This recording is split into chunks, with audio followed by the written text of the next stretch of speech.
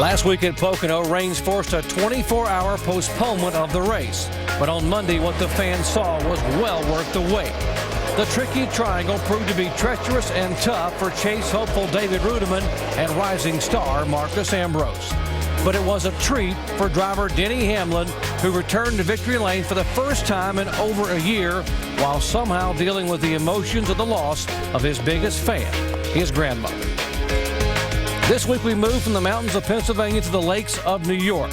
The picturesque Finger Lakes region of central New York is home to historic Watkins Glen, where the stars and cars of NASCAR will compete on the twists and turns of a road course for the second and final time of the 2009 season. This historic road course is located in the wine country of New York. Now, each lap the driver must negotiate a very difficult course. That's the long course the Indy cars run. We take that boot away, and now we have a course for NASCAR that's just under 2.5 miles. Yeah, let's take a trip around here as we start at the start-finish line. Hard braking area down into turn 1. That's going to set us up for turn 2, and then up through the S's, the high-speed part of this racetrack down the back straightaway as we come to the bus stop, which makes up 4 turns, actually, and we're going to go around turn 9, which is actually the 9th time that we're going to turn this race car in this course so far, leading to a hard, fast left-hand corner. You have to be careful here at turn 10. You get the car to wheel hopping, you get off in the gravel. Turn 11 is going to lead us back to the start-finish line down the front straightaway. Very busy lap for the drivers, and it is the NASCAR heavyweights who are the big-time winners of this race course. Mark Martin, a 3-time winner, won 3 in a row when he was driving for Jack Roush. The all-time winningest road course in stock car history. Jeff Gordon, a 9-time winner. 4 of those have come here at Watkins Glen. And the guy who's had the hot hand recently, Tony Stewart, is also a 4-time winner. He has not finished worse than second the last 5 races he has at this racetrack. Just 5 races remain until the chase begins. Here are the point standings. Somehow Tony Stewart managed a 10th place finish last week at Pocono and now holds the largest points lead of the year, 197 points over Jimmy Johnson. The big gainer, Juan Pablo Montoya, finishing second, jumping 2 spots. And Ryan Newman, despite a top 15 finish, moved back 2 positions in the standings. Hello, everyone. We welcome you inside our pit studio here overlooking Pit Road at Watkins Glen International. I'm Jerry Punch, along with Andy Petrie and Dale Jarrett. Glad to have you with us. Now, folks, we're going to show you something right now that you haven't seen in quite a while.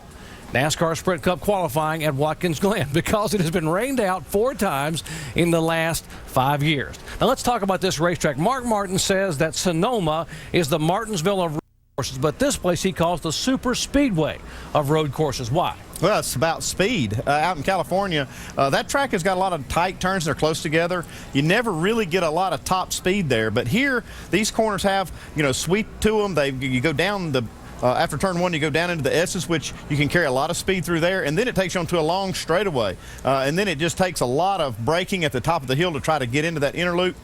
Just a lot of speed difference here, too. You go from a real high speed to relatively slow speed to get through some of the tight turns. Yeah, and these guys are the challenge they face today in trying to get that speed out of the car is really difficult. What these guys do is you have to brake a lot at 2 certain spots, but the rest of it is really being in the gas.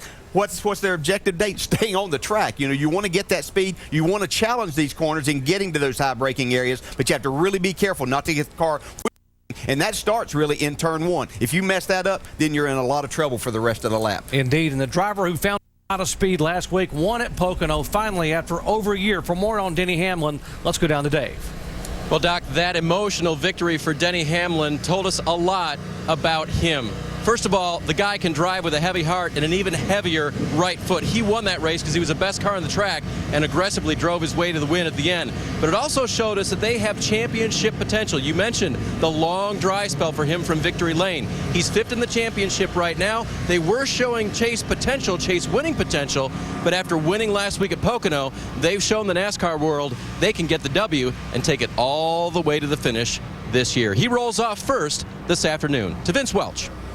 Well, Dave, when you come to a road course, you're bound to see some drivers who aren't weekly Sprint Cup competitors, but when you get to race courses that turn left and right, they are certainly formidable challengers. Guys like Patrick Carpentier or a Max Pappas, a Boris Said, or Ron Fellows, who's got 20 Sprint Cup starts. 19 of them have come on road courses. They may not turn the fastest laps here today in practice or tomorrow in the race, But those are drivers that are definitely, Doc, in their element, and we anticipate we'll be talking about them quite a bit this weekend.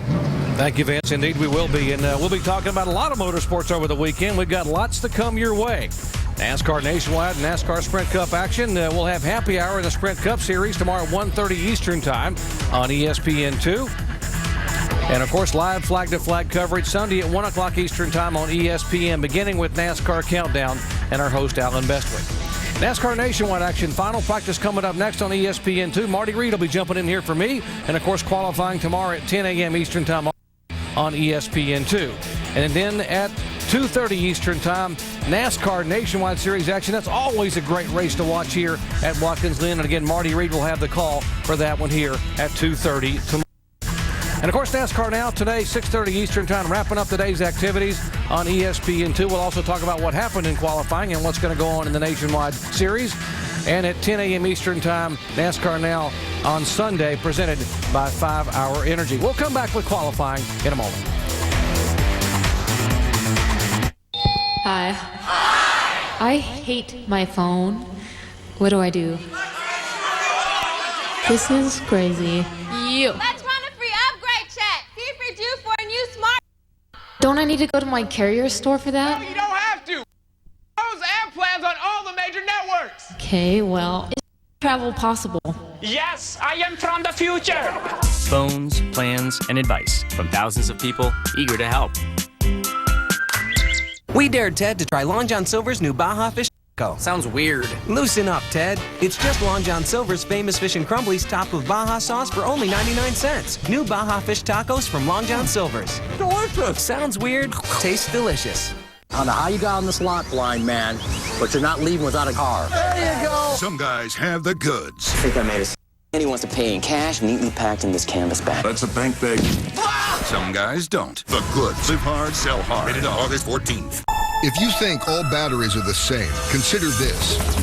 When a tornado tore through Holly, Colorado, Air Denver took to the air. Their night vision goggles keeping them safe on a perilous flight.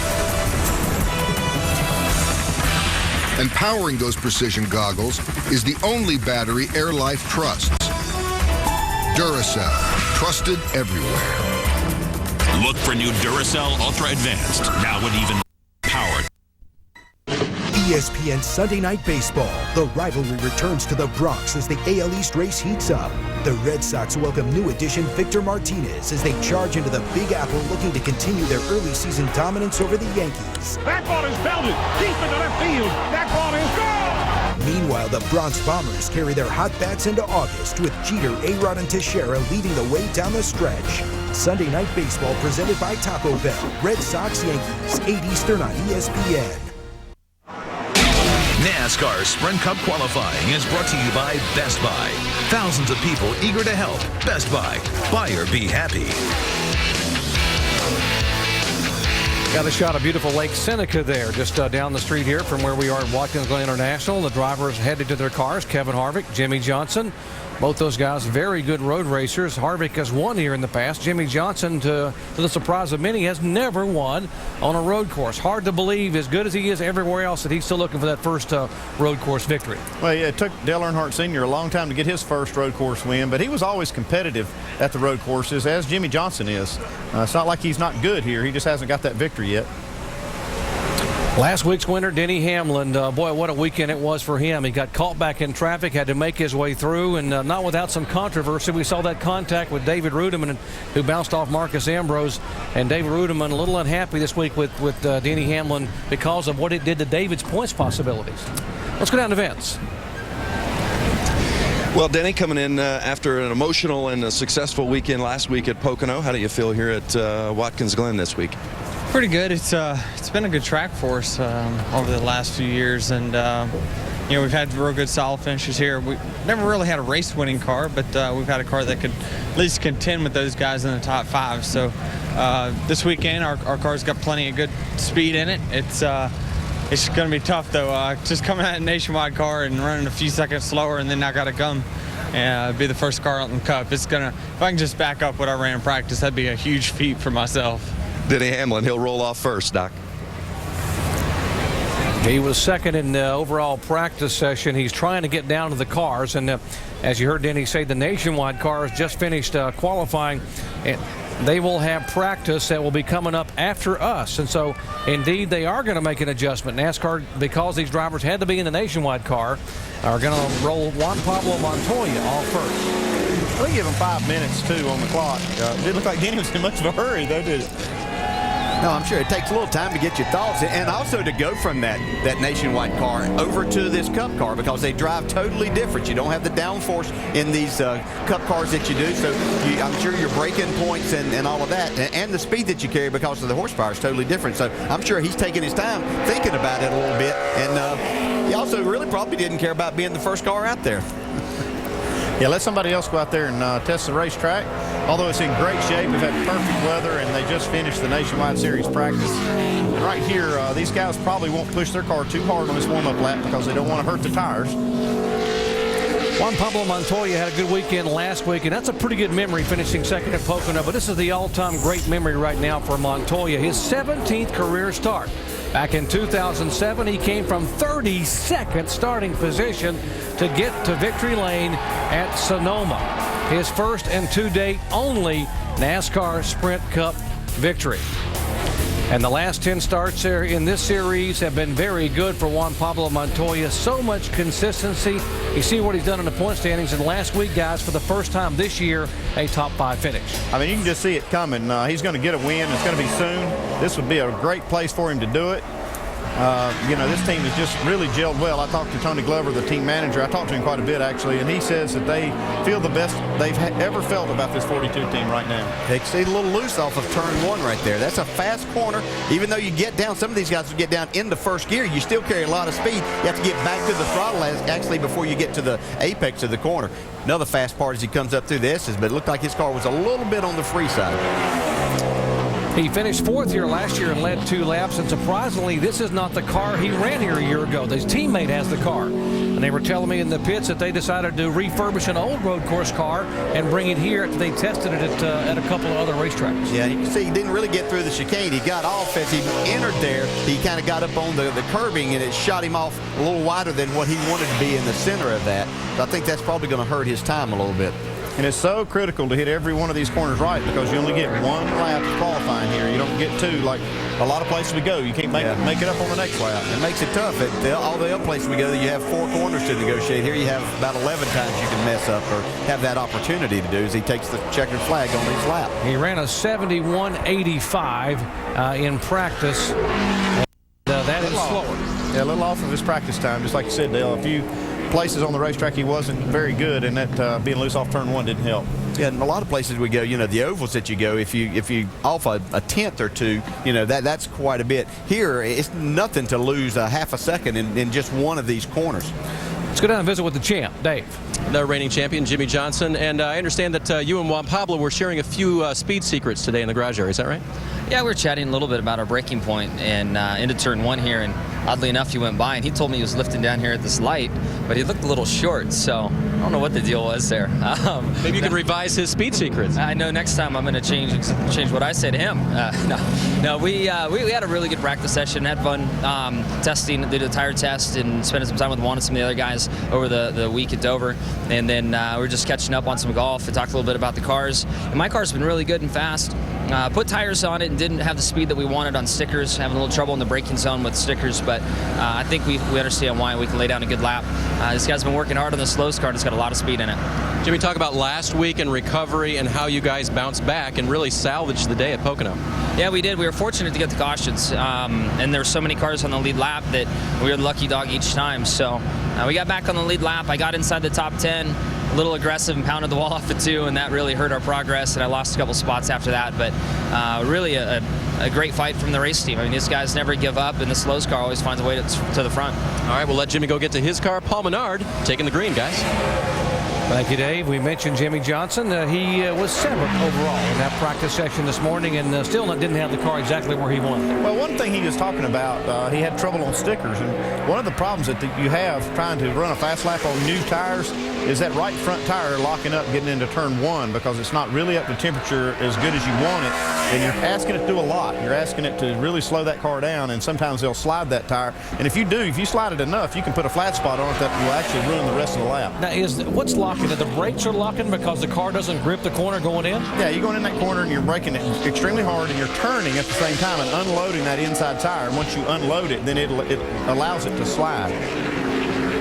It's really a technique to keep it from happening. Yeah, and you have obviously you have a full lap to get your tires right, but you don't want to abuse them on that side either, because if you take a grip away from those rear tires too, then you're going to hurt your lap by the time you get finished with the lap that really counts. Yeah, we see our tracker there, and you can see all the ups and downs, and that's all compared to Montoya's lap, and you can see the differences. And I love this kind of tracker because you can see a lot of places where you are picking up time or losing time, and you can see where Paul lost quite a bit of time there in that second segment.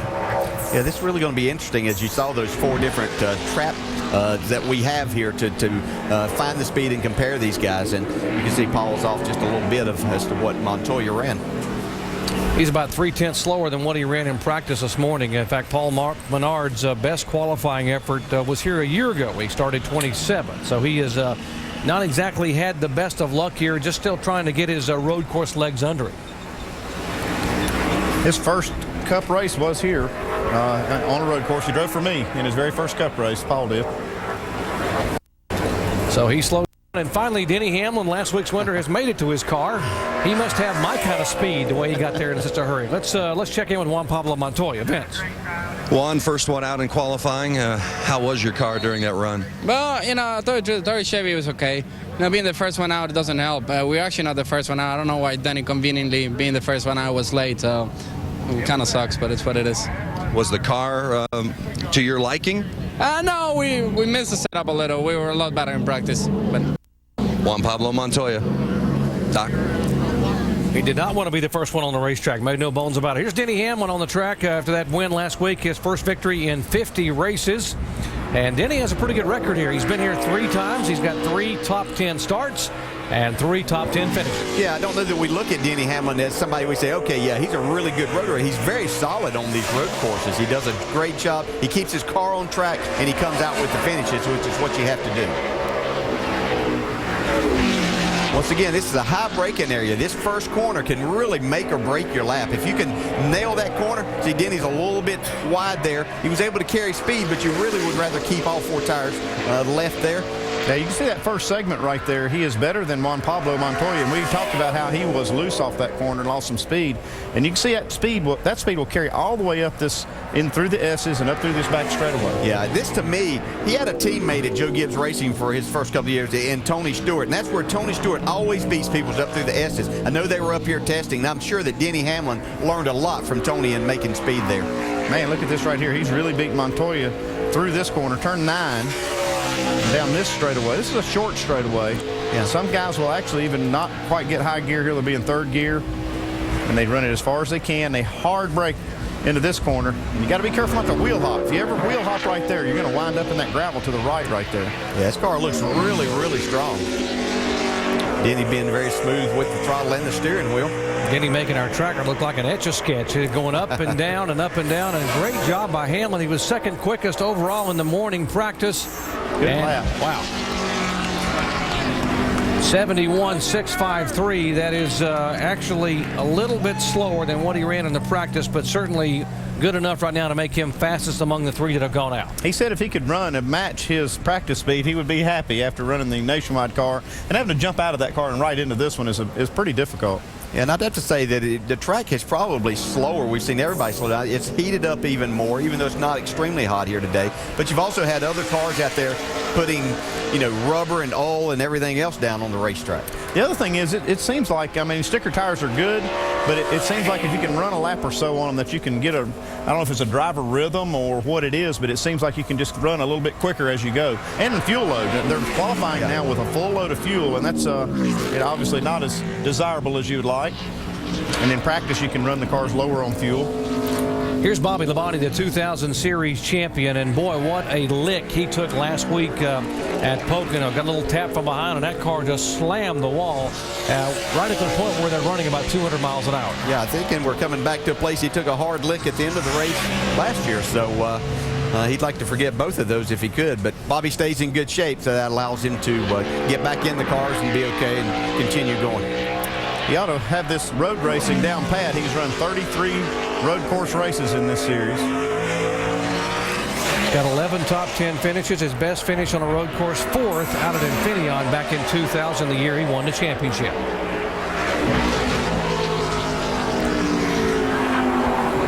So far, we haven't seen anybody really lock up the front tire into getting into one, so you want to be careful. You have to brake hard, but you got to let the car roll so that you can pick the throttle up.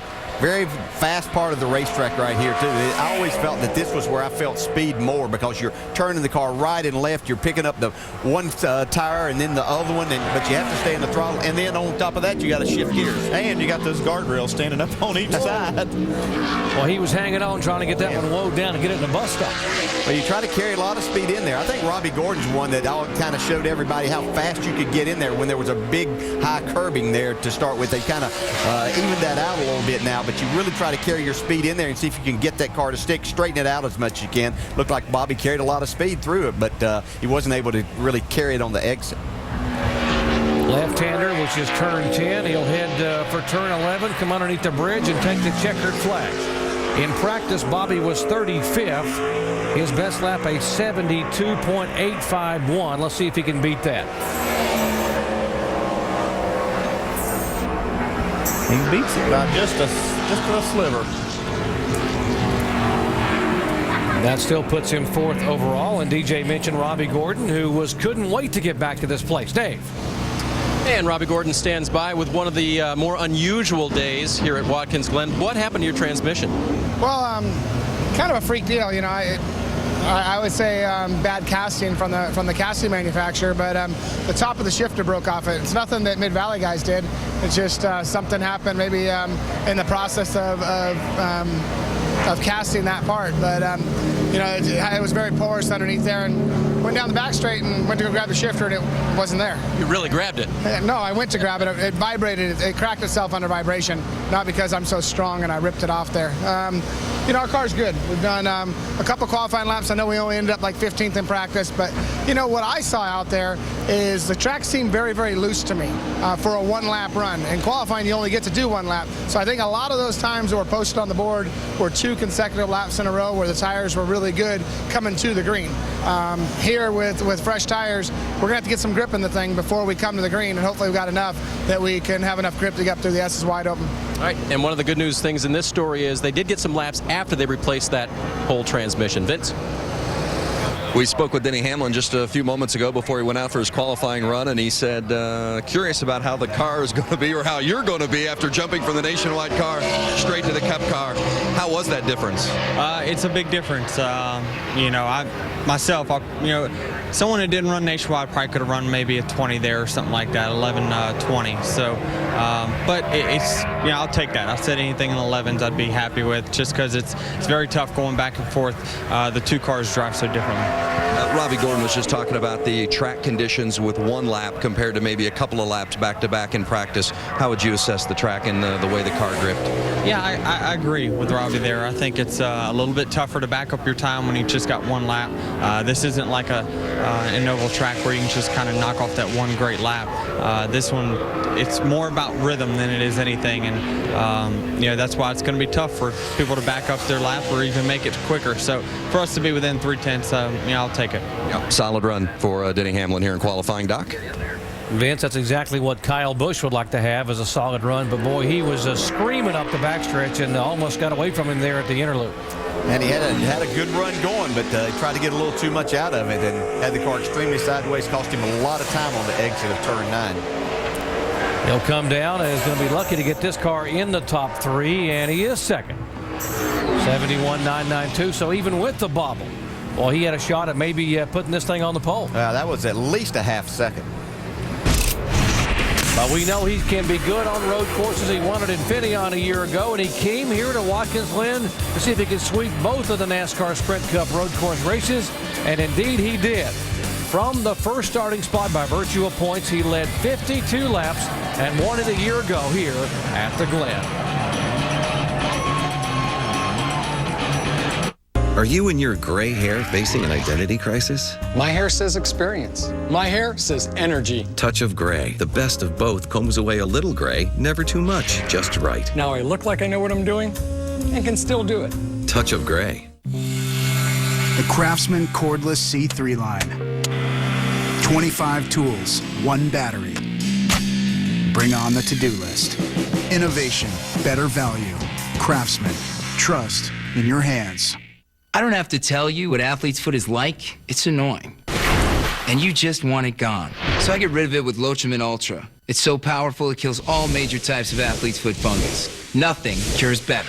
Lotrimin Ultra, the 1-week killer cure. Inventors, InventHelp can help you try to patent your idea and submit it to companies. Call 1-800-236-7211 for free information. That's 1-800-236-7211.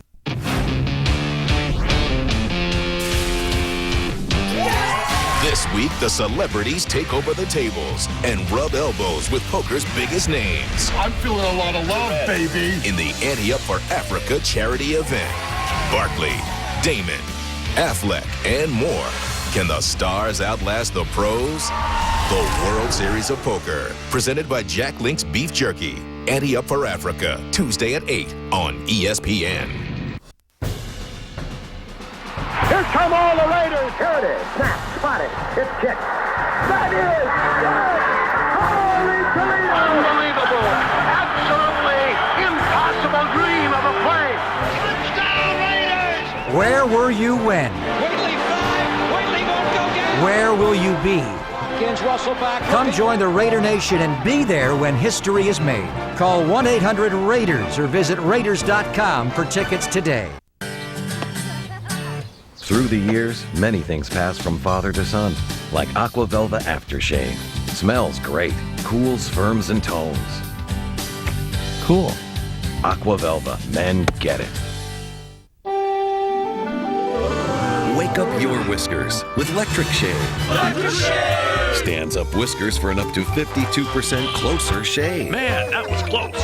Electric Shave. Blade close. Electric smooth. 2 months ago at Sonoma, California, Casey Kane was on a mission, but repeatedly with double foul restarts, he had to hold off Tony Stewart. But when the checkered was waving, it was Kane that somehow held on and went back to victory lane, taking the King Richard Petty to victory lane for the first time in a decade. Casey Kane, what a memorable, what an emotional moment to be able to know you could take the King Richard Petty to victory lane. It hadn't happened in 364 races. Now we'll see if Casey Kane can sweep both of them. First of all, if he's going to get the car qualified, hopefully in the top 10. It was only 26 in practice. Some cars didn't get a good lap or qualifying type run in practice. This may have been the case with Casey Kane. But man, what a great run he had out in California. That'd have been the last place I would have thought this team would have gotten their first win this season. Yeah, as much as he's won on the ovals and difficult racetracks, you just wouldn't expect that. But I think he showed us that he is the complete race driver. This is the same car that they used at California, where he qualified 5th and won the race, snapping that 37-race winless streak. Very important on that exit right there, as we saw with Kyle Busch just a minute ago. He got his car extremely sideways there. I think Casey looked like he was struggling a little bit right in the center of what we call turn 9 there. Like he couldn't get his car turned and back to the gas as hard as he wanted. You can see the exit speed, that hurt him quite a bit. Fast corner right here. This is really the fastest left-handed corner that you'll actually have as far as turning. This leads to the last corner. This is a rolling kind of right-hand corner. Use up a lot of racetrack here. You'll see guys even kick up some dirt there as they exit the very last corner. KCO flash by, 4th overall, 72.371. Let's go down to Vince. With Kyle Busch, had his hands full through the bus stop there, Kyle, but still able to post the second quickest time. How would you assess it? Horrible. Just worst lap I've hit all day. Just horrendous. So unfortunately, I don't think it'll be a good enough starting spot for us, and we'll just have to battle from wherever we get a start and have to race up through there and pass all the guys. But sorry to all the M&M's guys and everybody at Toyota. It's just I don't know if it's me or what, but fortunately I'm fighting something. Doc? He talked about racing up through there. Right now he's second. He may have to go too far. That's still a very good lap. But here's Kevin Harvick here at Watkins Glen. He's won here, and also 2 years ago had a little run-in out in turn 1 with Juan Pablo Montoya. Here's how it all started out.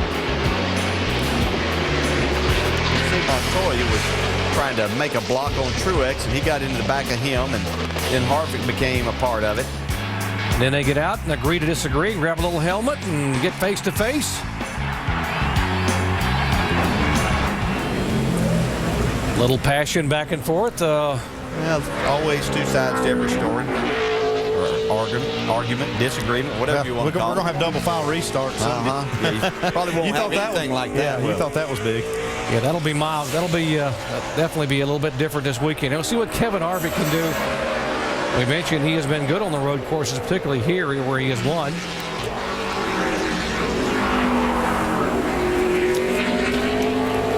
In practice, he was 3rd overall on the speed charts, and he was the top Chevy.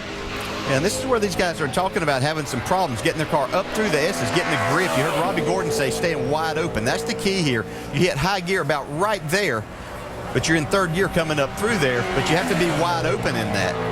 Looked like Kevin had a lot of wheel in turn 1, like the car was really pushing, and it just killed his speed off of that corner. You can see there, and he's starting to pick up a little bit now, but he was tracking 6 as he exited turn 1. It's just like they're not getting that front grip of the tire, so it's heat. We might see these guys start running this warm-up lap coming to get to green a little bit harder as they see more people experience some problems. I was going to ask you what Robbie Gordon was talking about, trying to get these tires where they grip a little more. What else could you do other than just try to really heat it up on the warm-up lap? That's basically it. That's all that you have. You know, in years past, it's been that you just didn't want to take the good out of the tire, but it seems this year that the track is slicker and they're not able to get the heat into the tire like they want, and so it makes a real difference. Harvick will flash by, and he is 6th. He will not like that lap, considering the fact that he was very, very good in practice earlier in the day. 6 of the 7 cars that have gone thus far. Well, the driver who gave us a bunch of thrills here last year, Marcus Ambrose, standing by with Dave. And he's going to do it twice more this weekend, both in the Nationwide and the Cup Series race here. Marcus, 6 laps of practice today. Where was your car the best? Well, we actually had quite a few issues in practice. We didn't get as many laps as we would have wanted. But, you know, if I can qualify better than 43rd, it's a step forward from Sonoma. So we're just going to try and get the most we can out of it today. I think we didn't quite do enough laps to feel confident. But, you know, we're working on keeping the car stable, especially up through the S's. I seem to be quite loose today. What was one of your issues, Marcos? Yeah, just get up through the S's. The car was just very, very aggressive on the front end, and he needed to basically run through there wide open, and I just couldn't do it. And it hurts a lot of top speed because you just don't get the momentum that you need. But, you know, if the brakes stay on me and I keep my head in the game, I should be somewhere near the front. All right, good luck to our in-race reporter, guys. Indeed, we look forward to talking with Marcus throughout the afternoon on Sunday. If you'd like to pose a question, go to ESPN.com, search Ask the Driver. Maybe have your question answered by Marcus Ambrose, as he did a year ago. Boy, 43rd he started a year ago, driving for the Wood Brothers, and drove all the way to finish 3rd, and was coming, just ran out of laps. Yeah, and you can tell right there from that interview, he's got the biggest part of this track licked already. That's the confidence part. He feels very confident that as long as that car stays together, he'll be up the front. Here's a 19 car, Elliott Sadler, one of the Richard Petty Motorsports Dodges, out to take his turn at Watkins Glen. And you know, one thing might be hurting some of these guys. With qualifying rained out last year, they might have had the same issues and not realized that they were going to have it with this car here on this racetrack. So they not being able to have that information from last year's qualifying session, it might have told them they needed to do something a little different air pressure wise or something like that, and to get some more grip. And this, like we heard him say, in practice you just don't get the same kind of setup that you do when you put these cars corners, full of fuel, on sticker tires, and that guy taps your fender and says, give me one lap. Yeah, Let's see that's where you right. line up. You know, qualifying was rained out. We mentioned 04, 05, 07, 08. So they only qualified in 06, the only time in the last 5 years. And the important part of that is, folks, the new car, the COT car, started running here in 07 and 08. They've not qualified that car here yet at Watkins Glen until today. This is the first time. That's why you're seeing a lot of guys dealing with issues. See, Elliott was going pretty good till he got his car sideways, had to crack the throttle as he came out of the chicane. That's one place I saw when Hamlin ran his lap. He was actually a little slower at that one point where you see that spike than a lot of cars. And I think that helped him carry speed off of that corner. 6th overall for Elliott Sadler. Let's visit with Jeff Gordon. Dave. And we're down here near Jeff's car. Of course, Jeff, a 4-time winner, was just finishing up another interview. We'll just lop them all in here together. We haven't talked about something, Jeff, yet today. The fact that there was a motor blown early today. There was a car on the gravel trap. You guys got a lot less practice than you might have normally. Did that affect your day at all? It did for a little bit. We were in race trim and went out and made one lap. The caution came out, and then went out and made another lap. Caution came out. So we had to go into the race trim a little bit longer than we wanted to see what it would do, and then we switched over to qualifying trim. We got 2 runs. We were decent. We need to be a little bit better. I like these times that I'm seeing. I don't know if the track's lost grip or they're coming back to us, but we're going to go out there and run as hard as we can with the DuPont Chevrolet. Hope that the adjustments that we made help the car a little bit and be a little further towards the front than we were in practice. Jeff, confident as usual here, a 4-time winner at the Glen. Awfully good at this racetrack. Obviously, you got to be smooth, you got to be aggressive, and now his teammate Jimmy Johnson has not won in NASCAR Sprint Cup competition on the road course, and he's had his issues here back in 2000 in what was then the Busch Series car, now the Nationwide car. Lap 46, and watch this, folks. Holy cow. Hey, that's still incredible every time that I see it. Just amazing. Take your breath. Look at this. Yeah, I made it. That whole portion of the racetrack has now been changed, where there was just a little bit of gravel and you just shot right across. Now they've paved the area so you can actually pick up more speed down there. Yeah. No, it actually is a runoff area. I wish they'd have done that before 2001. I wouldn't have been stuck in that sand trap down there myself. Jimmy loose through the S's right there, the first part. Hearing a lot of guys and seeing a lot of that up through here. And then, look as at you the heard speed. Marcus Ambrose talk about, it kills you your speed up through back straightaway. Didn't hurt Jimmy's too much. Look at this speed right here. Right now, he docks that inside front tire up, that right front. You saw some smoke, but man, he is carrying some momentum through here. Well, he's smoking through the inner loop. Jimmy Johnson, he was 7th in practice. He's got a great lap going here. Yeah, really carried a lot of speed out of the corners, every one. Even up through the S's where you talked about it looked like he might be out of it a little bit, but he was able to carry that speed. Really fast lap right here. He's tracking almost a half a second faster than Denny Hamlin's lap. Now, he's losing a little bit through that section. You can see he kind of walked the car through there. Like it wanted to stick, but he just couldn't get all the grip that he needed to get the power down. He's still going to clear Denny Hamlin by 3/10. There you have it. Jimmy Johnson right now on the provisional pole, 71.340. So Jimmy giving him something to shoot at. He's never, although he started first here by points, the best he's ever qualified here is 5th. Right now, he is the provisional pole sitter. I drove 1,000 miles just to meet Jeff Gordon. Drove for 10 hours. Drove about 2 days. I got a speeding ticket getting here. The NASCAR Sprint Cup Series at Watkins Glen, Sunday at 1 on ESPN. Tired of your car taking a beating? It gets dinged, scratched and nicked, and you pay the price. Hi, Billy Mays here for Fix-It, the instant scratch remover from Simonize that repairs dings, scratches, and nicks on contact. Fix-It has a professional, fast-action formula that repairs, fills and seals the scratch, blending with any color for a perfect match. Like magic, the scratch disappears right before your eyes. Using Fix-It is so easy. Just press the Easy On applicator, apply, and let dry. That's it. The resins fill the scratch while UV hardeners cure in natural sunlight. Fix-It goes on clear, dries clear, so it's virtually invisible. No sanding, tools, or hard labor. You just fix it fast. Got a scratch? Fix it. Got a door ding? Fix it. Got a nick? Fix it and forget it. If seeing is believing, watch this. Can you imagine having a scratch like this? Now watch Fix-It go to work. It feels it. It seals it. It disappears like magic. Now the scratch has met its match. You'd pay a professional over $100 just to repair one scratch, but now you can get Fix-It for only $19.95. Call now and we'll double the offer. That's 2 for the price of 1. And now Fix-It to repair the scratches on all your cars. You'll also get Fix-It for the home.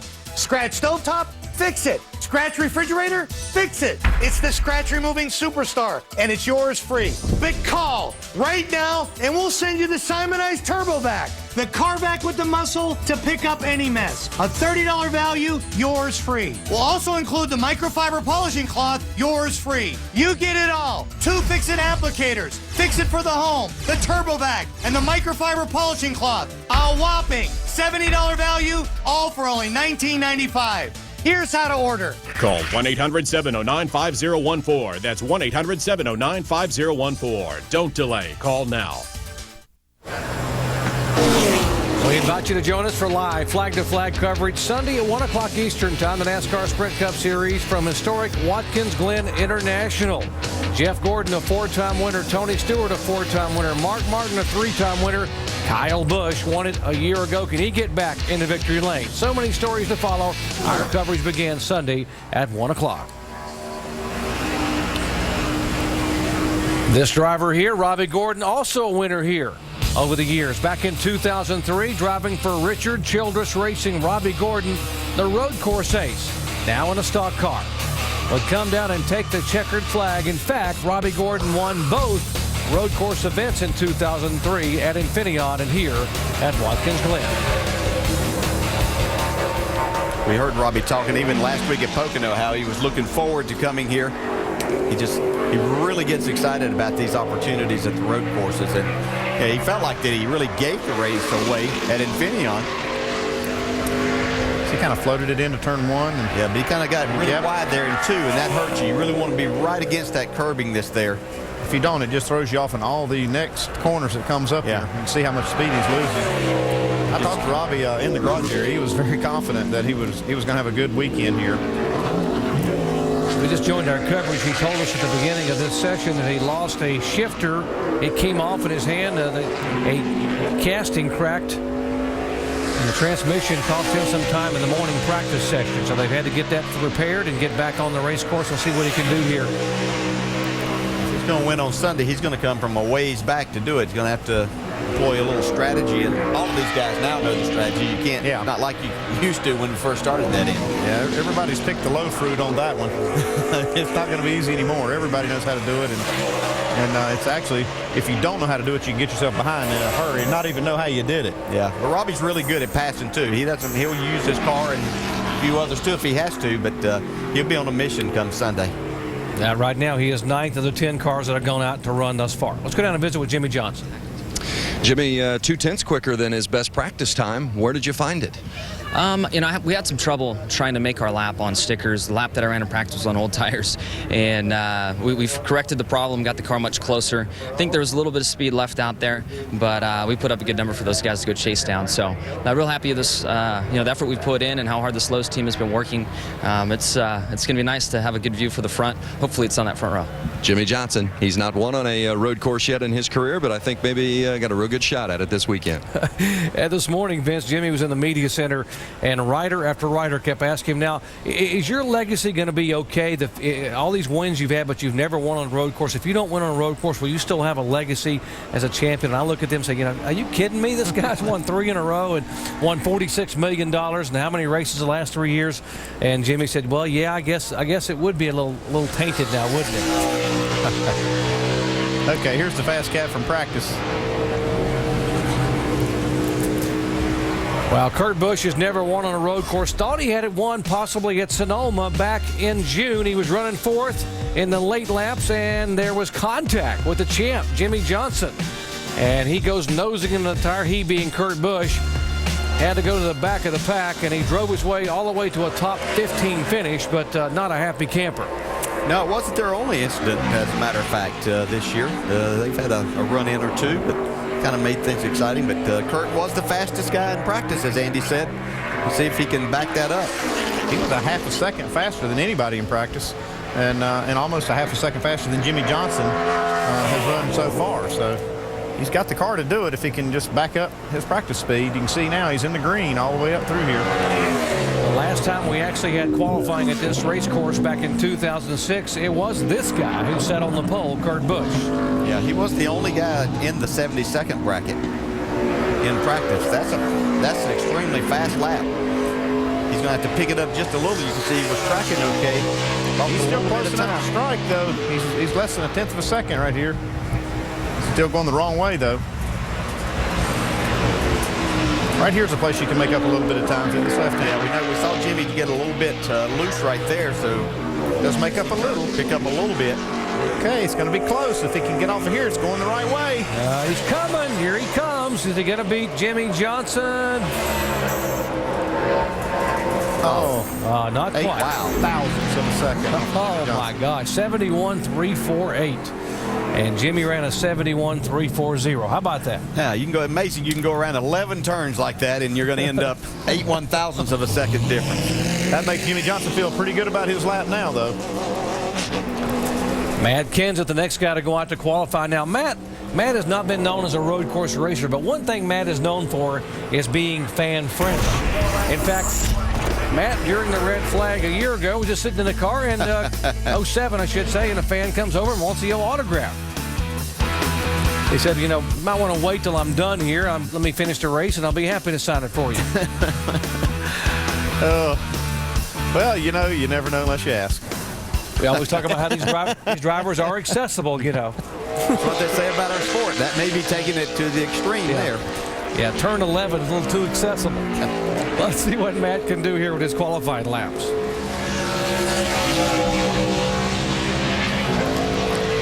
Landmark weekend for Matt Kenseth. He'll be making his 350th career start.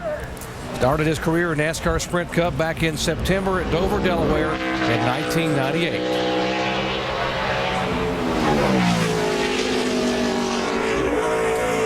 We talk about it and joke maybe a little bit that maybe Matt's not the road racer, but he really is solid. He does a good job. Does he? Has he been the guy out there leading the laps at these places? Maybe no, but he is really solid, and that's what this team needs this weekend to keep themselves in that top 12. Yeah, they finished 12th in the last 2 races here, and that, like you say, that's nothing stellar, but it's not anything to sneeze at either, because this is a hard racetrack, and to get a 12th place finish last 2 years is not easy. Struggling a little bit so far in this lap. Matt is so good at so many other racetracks, and we always talk about how smooth he is and how consistent he is. So you'd think he'd be good on a road course, but in 19 road course starts in the Sprint Cup car, he has never had a top 5 finish. What to say about that? Yeah, he is a made champion. It work, He did it without being stellar on the road courses. It looks like with this time, though, that they're going to have to really work hard on Sunday if they're going to find themselves in a top 15 spot at the end of the day. This is just a difficult place. There are more places on this racetrack to pass than there are at Infineon, but it's still very difficult because a lot of these cars are so equal. The drivers now have a lot of time on the road courses, so it makes it more difficult to make these spots up, and that is our slowest time so far. Wow. Matt, one of many veterans trying to be able to find their way to victory lane on a road course. It may surprise you, some of the best drivers in the sport have not won on a road course in NASCAR Sprint Cup competition. Look at Cousin Carl, Jimmy, Matt, and Jeff Burke. I kind of knew their reaction would be a little like, what are you thinking? I had a knot in my chest. I didn't really want her to go, but I knew she could do it. I felt like there were bigger and better things for me to do. She took what she was doing seriously. My self-confidence just went through the roof. It was awesome to see her transform from a girl in a small town to a soldier. If your son or daughter wants to talk about joining the Army, listen, you made them strong. We'll make them Army strong. Find out more at GoArmy.com.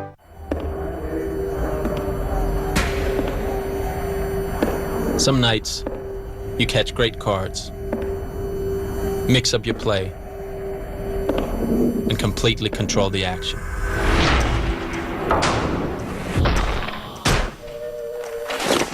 And it's still not enough. But there's always another hand. We play at FullTiltPoker.net ESPN Sunday Night Baseball. The rivalry returns to the Bronx as the AL East race heats up. The Red Sox welcome new addition Victor Martinez as they charge into the Big Apple looking to continue their early season dominance over the Yankees. That ball is belted deep into left field. That ball is gone. Meanwhile, the Bronx Bombers carry their hot bats into August with Jeter, A-Rod, and Teixeira leading the way down the stretch. Sunday Night Baseball presented by Taco Bell. Red Sox Yankees, 8 Eastern on ESPN.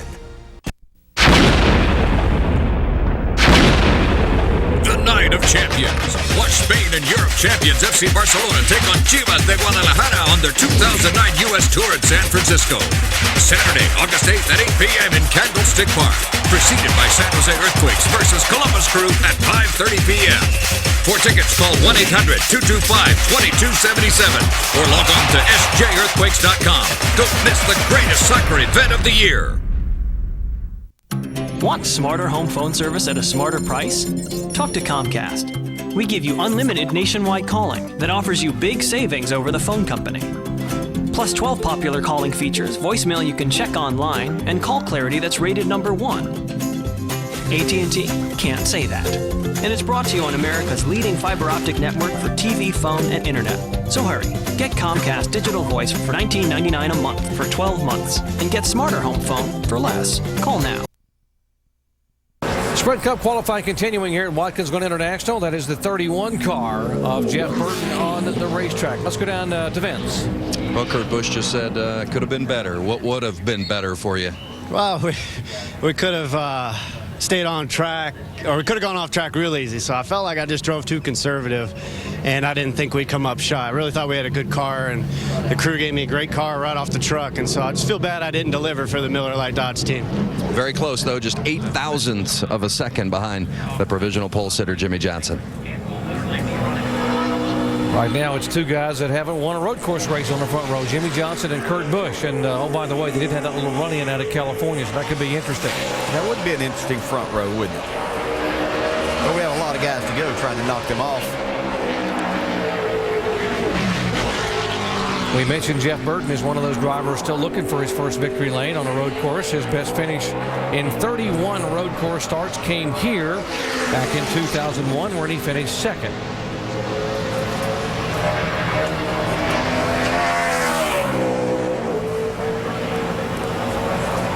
See, some of these guys just look so smooth up through the S's, and other guys are just hustling the car from one side of the track to the other. You miss that first turn in the S's, it seems like it just sets it up where you just can't hardly hit any of the rest of the corners till you get up to the bus stop. Yeah, because you're chasing it from there. As we see Jeff get a little bit sideways out of the chicane there. But, yeah, you just start chasing it from there, and you know that your car is not gripping. It just doesn't allow you to put the power down. You've already not set yourself up properly for the next corner, so you're not going to be able to make it wide open up through there like you have to make a really fast lap.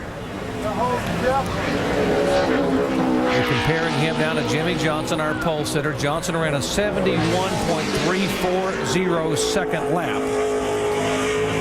Jeff Burton has 4 top 5 starts at Watkins Glen. This will not be a top 5 today. Right now he is 12th of the 13 that have gone out so far. Let's go down and visit with a 3-time winner here, Dave. And that is Mark Martin, who showed up 29th on the charts, but that doesn't always tell us everything as far as speed goes. Did you guys make a mock qualifying run, Mark, or what was the issue today? We were pretty slow today. We didn't really never did get the car working. So we kind of thrown some different stuff at it for this qualifying run, and I'll get the best lap that I can, and we'll keep working. But we certainly didn't have it in practice. When you only get the one timed lap, how important is that warm-up lap then to see what you've got? You pretty much you just got to let it rip. You know, it's not so much that.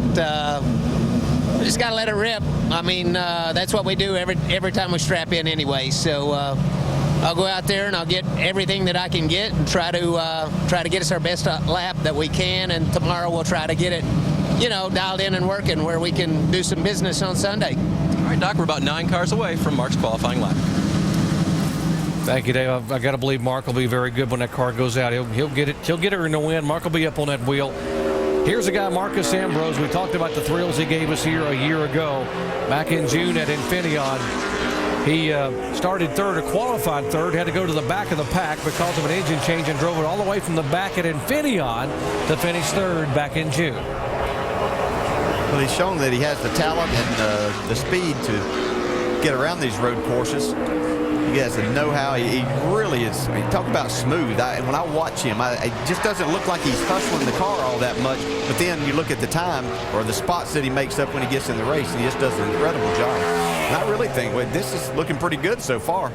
But I really think that the lack of qualifying efforts with this car on this racetrack is throwing a lot of these guys a curve. They haven't qualified this car here. I just think that there's something that they're trying to do from the old car that they're trying to make happen with this car, and it's really getting them out of shape. Came back up toward Jimmy Johnson there, entering the bus stop. Has lost it out of turn 9, going the wrong direction. See if he can pick it up as he comes sailing through turn 10 here. Yeah, it's probably not going to be a pole run, but it's going to be a good solid run. And as long as he doesn't have any issues in practice, then he's going to have himself a much better starting spot than what he's been used to. That's the thing. He's been starting all these races from the back. If he can start anywhere in the top, inside the top 10, it's going to give him a lot better shot on Sunday. He's got that right here. I think this is going to be a good lap for him when it's all said and done. Yeah, 4th overall for Marcus Ambrose. That's about 30 closer than he started a year ago. So here. Now, Marcus Ambrose had a great weekend in 2008 here, and it all began with the NASCAR Nationwide Series, where Ambrose was able to go to victory lane for the first time in his career. What an effort for Marcus Ambrose, the popular Tasmanian, who put on a driving exhibition here on the road course in the Nationwide car. It was really fun to watch him that day. That paint scheme, like Richard Petty, that was really cool to see that and for him to get that first victory. Saw the 7-footer in victory lane 2 there, by the way, Brad Doherty. Yeah. He's hard to miss, isn't he? He's the only guy the champagne couldn't reach when they sprayed it in the air.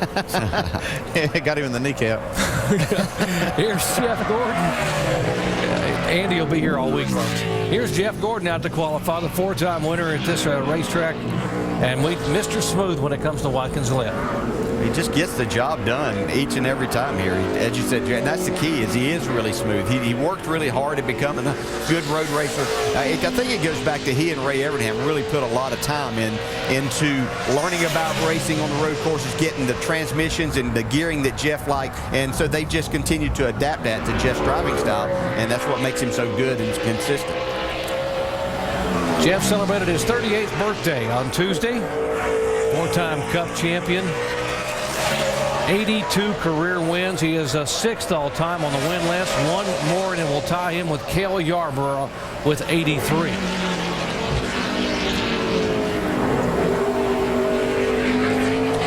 Seems like he's been around here for 25 years. He does hold the all-time pole qualifying record. He said back in 2003 at 124.5 miles an hour. That's not any risk of being broken today. He just wants to get this car on the front row. Seemed very conservative all the way through turn 1, getting into 1. See, he's only tracking 12th fastest so far. This is very uncharacteristic for Jeff Gordon. I think that in his interview a while ago, he was liking the speeds that he was seeing, but hoping that it wasn't going to slow his car down, But I think he's finding out now that maybe the racetrack is quite a bit different, and trying to qualify these cars is a little more of a handful than what he was hoping it would be. You could tell that his car wasn't exactly to his liking in practice, and it looks like the changes they made aren't going to be what he was looking for either. I mean, he's going to be extremely disappointed with this lap. He's 1.3 seconds off of Jimmy Johnson. And then remember, these cars come out of the same shop. Definitely missing something here, though, on the setup. Just got slower from the bus stop on all the way back over to turn 11. And as you said, Andy, disappointment. He is 14th right now out of the 15 cars that have gone out to attempt to qualify. So right now, Jeff Gordon is 14th, and his teammate, the reigning champion, Jimmy Johnson, on the provisional pole, signing autographs for some of the fans here at Watkins Glen. Do you have enough room in your closet? Crowded closets mean wrinkled clothes. Introducing Wonder Hanger, the perfect space-saving solution designed to instantly triple your closet space. Place up to 1, 2, 3, 4, 5 garments in the open slots. Lift and release jackets, shirts, Pants, no more crowded mess. Wonder Hanger is guaranteed to triple your closet space for neat, wrinkle-free, perfectly organized clothes. Go from this to this. Purses are a pain to store, but Wonder Hanger neatly organizes all your purses. These old-fashioned rings get stuck, but Wonder Hanger's patent-pending open-mouth design lets you easily add or remove your clothes. It fits wood, metal, or plastic hangers. Wonder Hanger can support a 20-pound weight. It's strong enough for 5 heavy winter coats. It's the ultimate space saver for any size closet. Great for dorms, apartments, or downsizing. Now get 5 Wonder Hangers, enough for 25 garments. Through the special TV offer, you'll get 2 amazing Bend-A-Hangers. Watch, bend them up so silky tops won't slip. Bend them down to eliminate shoulder bumps. Silky, delicate slip to the floor. But Bend-A-Hangers lock clothes in place. Ideal for kids' clothing. The airflow foam dries clothes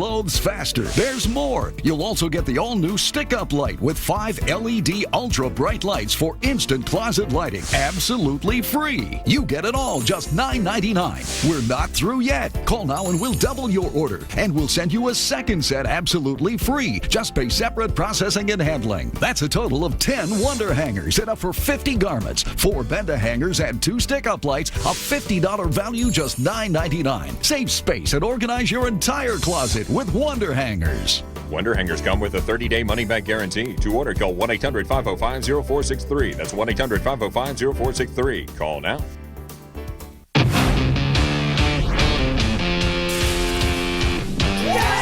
This week, the celebrities take over the tables and rub elbows with poker's biggest names. I'm feeling a lot of love, baby. In the Ante Up for Africa charity event. Barkley, Damon, Affleck, and more. Can the stars outlast the pros? The World Series of Poker, presented by Jack Link's Beef Jerky. Ante Up for Africa, Tuesday at 8 on ESPN.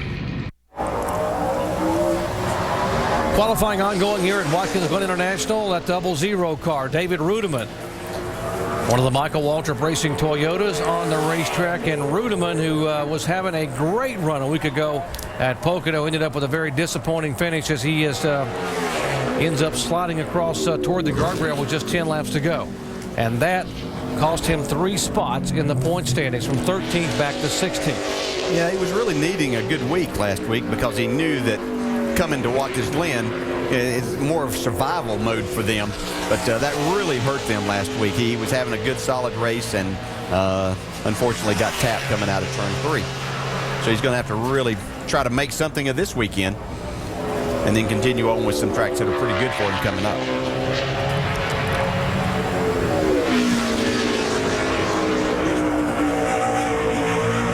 Well, they use every inch of racetrack coming underneath the bridge to take the checkered flag, and they were just hoping to be able to get this in the top 15, and right now he is 12th of the 16 cars that have gone so far. David Rudiman, the 00 car, 72.744 seconds. Lots of motorsports to come your way throughout the weekend. Of course, our NASCAR Sprint Cup Happy Hour coming your way at 1:30 Eastern Time tomorrow on ESPN2. Live coverage of the NASCAR Sprint Cup race at Watkins Glen, 1 o'clock on Sunday, beginning with NASCAR Countdown. Coming up next, Marty Reed will be sliding in here in my spot and taking over the NASCAR Nationwide Series for their practice. And, of course, qualifying tomorrow at 10 a.m. Eastern Time. And then flag-to-flag coverage at 2:30 Eastern Time of the NASCAR Nationwide cars at Watkins Glen. Updating everything that's happened today. NASCAR Now tonight at 6:30 Eastern Time. And, of course, NASCAR Now presented by 5 Hour Energy at 10 a.m. Eastern Time on Sunday, pre-race edition on ESPN2.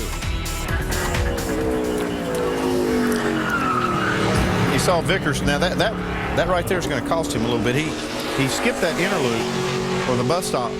You don't have to go through that on your warm-up lap, but he carried more speed in there. It looks like it may have slid that inside front tire. Could hurt him. Maybe that's what you have to do to get some heat in it. Maybe so. He got plenty of heat in it, look like. Well, he's won 5 poles this year. Could he make it 6? He's the only one that's done it so far. Maybe he knows something we don't know. We'll see. It's a moment of truth. Green flag's out.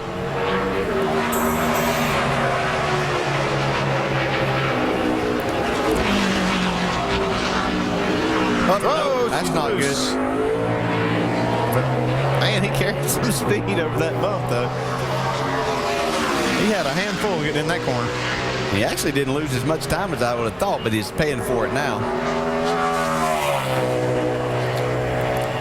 Brian Vickers has been here at 5 times to Watkins Glen, has one top 10 finish. That was 8th in 2005.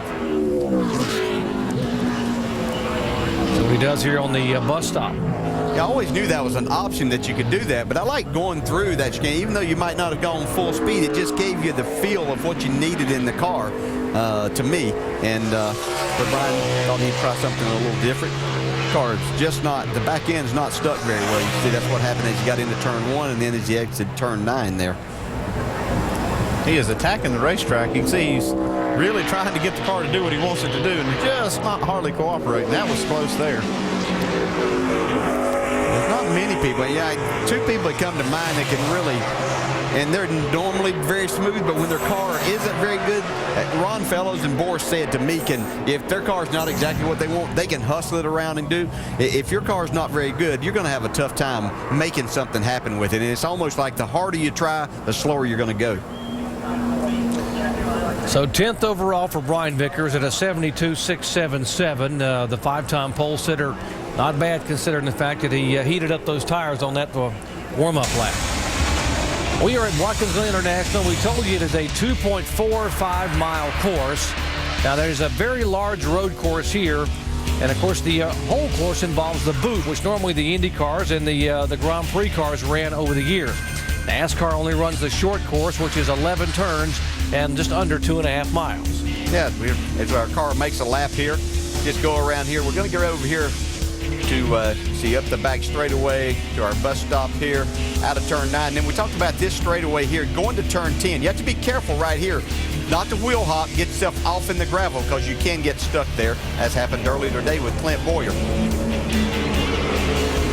Glen goes sailing in there and just plowed in with that splitter into the gravel and buried that thing up to the nose. To Dave. And guys, catching up with the crew right now, and I'm going to hook Shane Wilson right into this conversation because I understand that the vacuum cleaner was one of the biggest tools used to adjust on this car today. Is that right? Yeah, we had a little incident, but well, yeah, we all as a team have incidents, you know. But we were having a good day. Just got off in the sand a little bit, a little too loose right then. A lot, actually. Yeah, okay. That was a lot. Okay. So you're able to resolve your differences and tune on this car after Shane got all the gravel out of it. I really appreciate our leader here, Shane Wilson, saying that sticking up for me. Just got off a little bit. It actually took a 2-ton record to get the car out of the rocks that I placed it in. So try not to do that. I know how to do that now. I'm going to try not to do that again and hopefully qualify somewhere up towards the front. I know Shane revised the crew as to what time practice was extended to and said it's very important that we get at least 1 lap on the track. So did you get a couple laps after they cleaned it out? Yeah, we did. Took a couple laps to knock all the rocks out from underneath of it. They finally did. And we're just way too loose. We've been fighting that and, trying things. That's what you got to do. You got to be able to come to these tracks, attack. We need to press forward. We got to catch up and run these guys down. And the way to do that is to try and change and improve your program. So hats off to Shane and everybody for doing that. And, I was just trying on my end of it, trying too much too. So pull the reins back a little bit, get us a good lap, and hopefully we'll be okay. 33 teams been putting on a charge lately, guys. Indeed, yes. So is David Stremme. He was 6th quickest in practice, and he backs it up 5th quickest in qualifying. Yeah, very nice lap. You can see him go after the racetrack, but it looks like these Penske cars are pretty good here. Yeah, I was just looking at practice. You saw all 3 of the Penske cars in the top 8 in practice, so Sam Hornish still left to go. 18 cars have gone thus far. It is Jimmy Johnson and Kurt Busch on the front row. Get to the line! Hurry up, on the ball! Hey, why are they running the hurry up?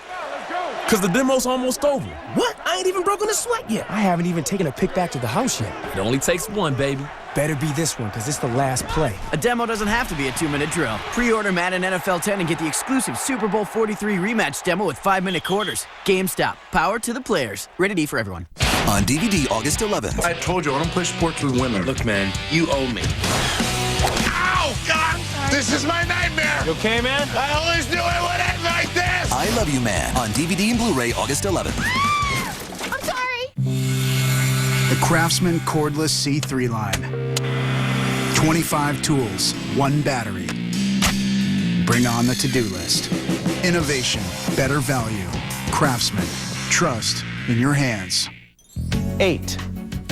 That's how many credit cards the average person has in their wallet. It's so easy to get into trouble with debt. Call Consolidated Credit. They'll get the credit card companies to reduce or eliminate your interest. They're the freedom people. Call toll-free 1-800-215-3116. Consolidated Credit. When credit card debt is the problem, they're the solution. ESPN.com/round 1. Round 5. Oh, yeah. All day long. That's right. Round 15. Let's go. Mason Crosby. ESPN Fantasy Football. Play for free at ESPN.com. Follow your sports. Qualifying ongoing here at Watkins Glen, and it is Ryan the Rocket Man Newman in the 39 car going out to see what he can do.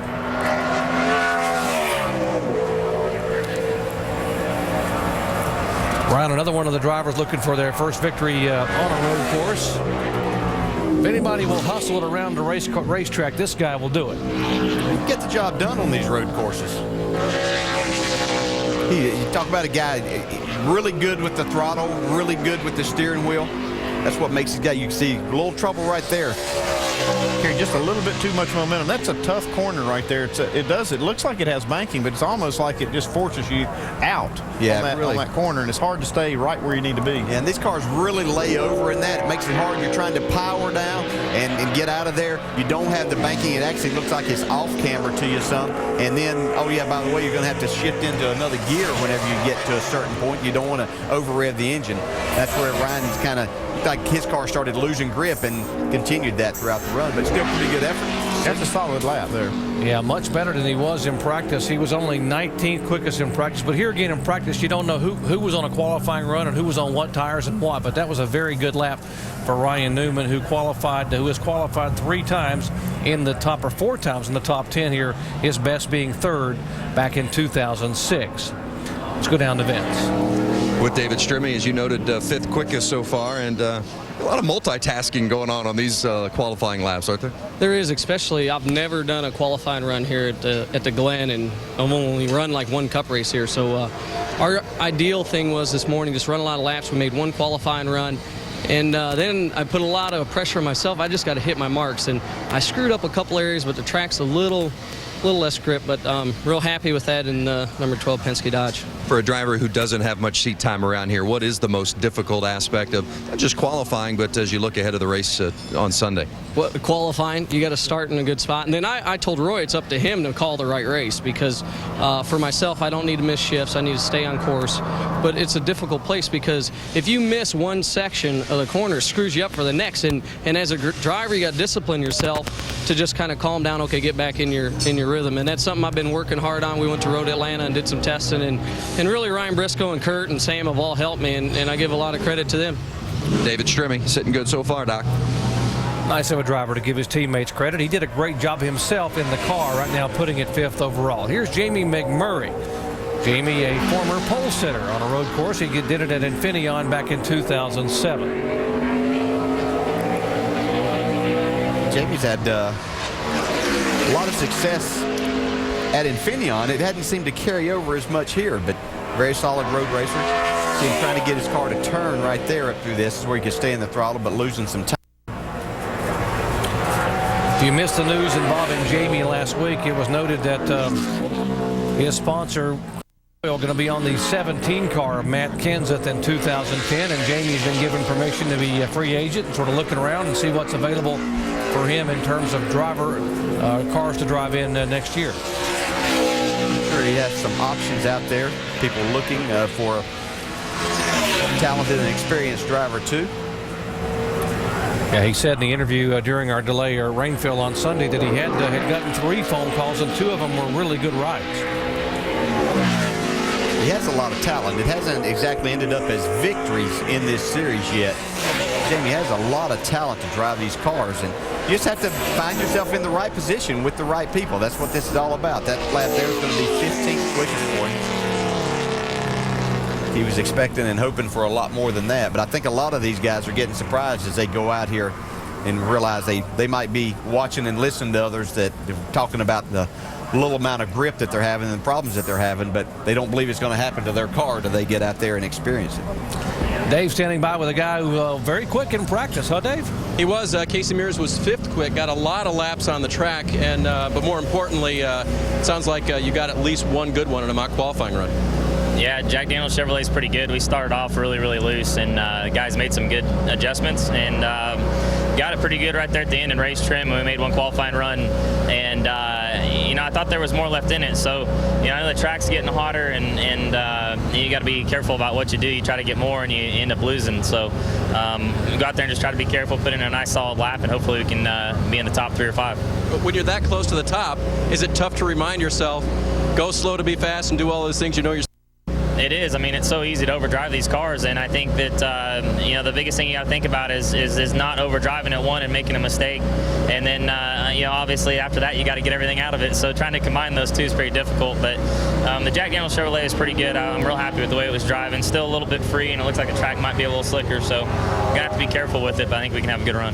Casey Mears in the black 07, Doc. Well, wouldn't it be nice to see Casey get a good run this weekend? He is overdue, and what a nice young man he is in the garage area. Now, he's not as young as this guy, though. A 19-year-old Joey Logano making his very first trip in a Cup car to this racetrack.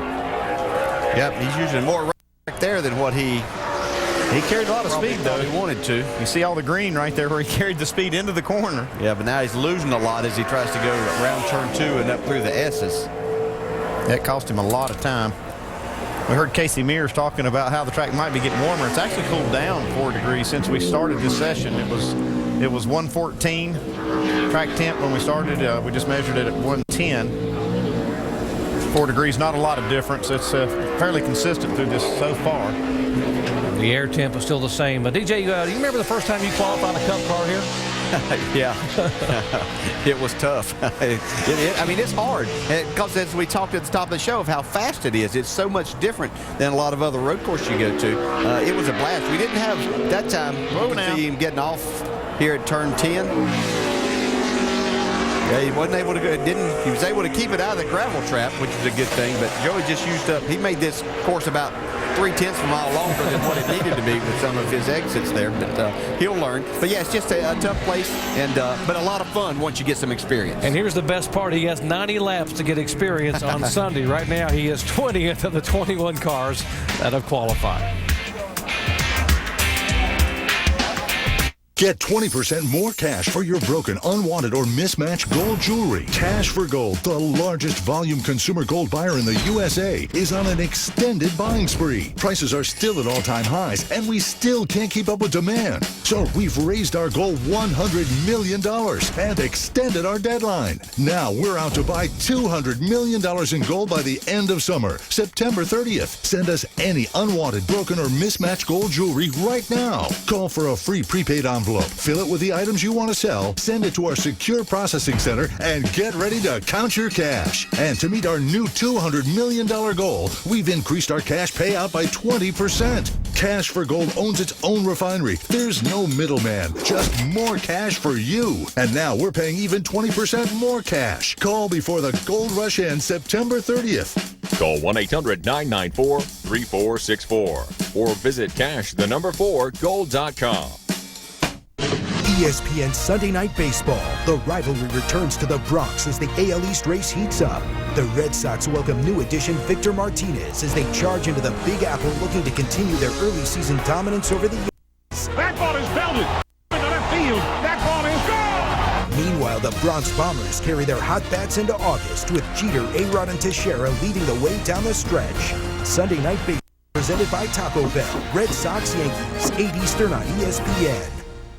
Electricity. I fell in love with it. This is what I want to do. It's my thing. WildTech. If this is what you want to do, this is the perfect place for you. Learning everything that you have to know in the field. It just clicked. Before you look, it's over. I got the training to secure a nice paying job. I look at something and I say, yeah, I wired that house. I did that. I have a career. My name is Keon, and my school is Wyotech. Get in the fast track to a career. Turn pro at Wyotech. 1-800-819-4951. Through the years, many things pass from father to son, like Aqua Velva Aftershave. Smells great, cools, firms, and tones. Cool. Aqua Velva, men get it. Wake up your whiskers with Electric Shave. Electric Shave! Stands up whiskers for an up to 52% closer shave. Man, that was close. Electric Shave. Blade close. Electric smooth. Patrick Carpentier completing his qualifying lap, driving the 55 car in place of Michael Waltrip. Now, this is a backup car because the primary car he was to qualify had an incident in practice. He said he got into some oil dry, and that's the Armco barrier he bounced off of down in turn 1. Dinged her up just a little bit there. They could fix this car, but he had a really good car in the truck, so they decided to pull it out and qualified in the top 11 so far. Currently on the pole is Jimmy Johnson in the 48 car. Jimmy Johnson and Kurt Busch, these two drivers have never won road course on a road course, as good as they have been. Both of them, of course, Jimmy a 3-time champion. Kurt Busch also a NASCAR Sprint Cup champion. And the guy who sits third right now on the charts, Ryan Newman with Vince. Ryan Newman having an outstanding season this season, 9th currently in points. Do you like this road course racing? What challenges you about it? Oh, it's fun. I like hustling the cars. I don't think it's the greatest racing that we do all season. I think it's good racing, but just the passing zones and whatnot kind of lend itself to a little bit more strategy in the pits and that situation than it does racing. So it's fun. The U.S. Army Chevrolet was pretty good in practice and qualifying. We were better in race trim than we were in qualifying trim there. So we'll see if we can shine that up a little bit tomorrow. We'll be in good shape. You're also driving the Nationwide car this weekend. What kind of challenge does that create for you to go back from one and the other? The cars are so different. Well, it's not easy the transition's not easy, but it's manageable, and you're doing both of them to win races, number one, but number two, to get the experience and learn more about the tires and the racetrack and everything else. So there is an advantage that to me outweighs that disadvantage. Ryan Newman currently 6th on the speed chart. Thank you, Vince. And we have a number of drivers who are going to run in both events. There are the double duty drivers running here throughout the weekend for the NASCAR Nationwide Series and the NASCAR Sprint Cup. Lots of talent there on the road course. You see Boris Said over there. Guys that are very good when it comes to turning left and right. Yeah, a lot of good guys there. But, you see all of these guys wanting to get just track time and seat time because it is so different than what you do all year. Yeah, as much time as you can get. And there's not a lot of practice to be had here for either one. So you can get in a race and learn what you can do and what you can't do with the car and where you can pass. So just a lot of these guys trying to take advantage. 18 of them are going to try to be in both races. Reed Sorensen on the track, his qualifying effort. His best finish on a road course came here back in 2006 when he was 12th, and he clocks in 19th overall of the 23 cars that have gone out to take a time. It's been all but impossible for all these guys to back up that practice time that they put down. See, that's about 6/10 slower than he practiced. Yeah, I think we've only seen two guys, Jimmy Johnson and Bobby Labonte, I believe, are the only guys really that have picked up much. I think Patrick Carpentier, but that was a situation where it went from one car to the next. But for the most part, these guys just haven't been able to do that. And I think it comes down to qualifying and trying to get almost too much out of these things. And these guys, it's easy to overdrive them. And once you start that, then it's hard to pick it back up. We'll have all the coverage coming your way for 90 laps here on the demanding Watkins Glen International Course. Sunday, 1 o'clock Eastern Time. NASCAR Sprint Cup Series action. Right now, Jimmy Johnson and Kurt Busch on the pole. It was Kyle Busch who led 52 laps and went to victory lane here 1 year ago. This next driver out to qualify has not been at this racetrack in 2 years, not since 2006, because he was running a limited schedule. But now, a 3-time pole sitter and 3-time winner, Mark Martin, back at Watkins Glen. One thing he doesn't have to worry about it. Nobody else has any more experience than what he had in qualifying because they hadn't qualified here the last 2 years. So that hasn't made it. He hadn't lost anything in that respect. He's got teammates on both ends of the spectrum here. With Jimmy Johnson on the pole and Jeff Gordon 21st out of 23 cars so far.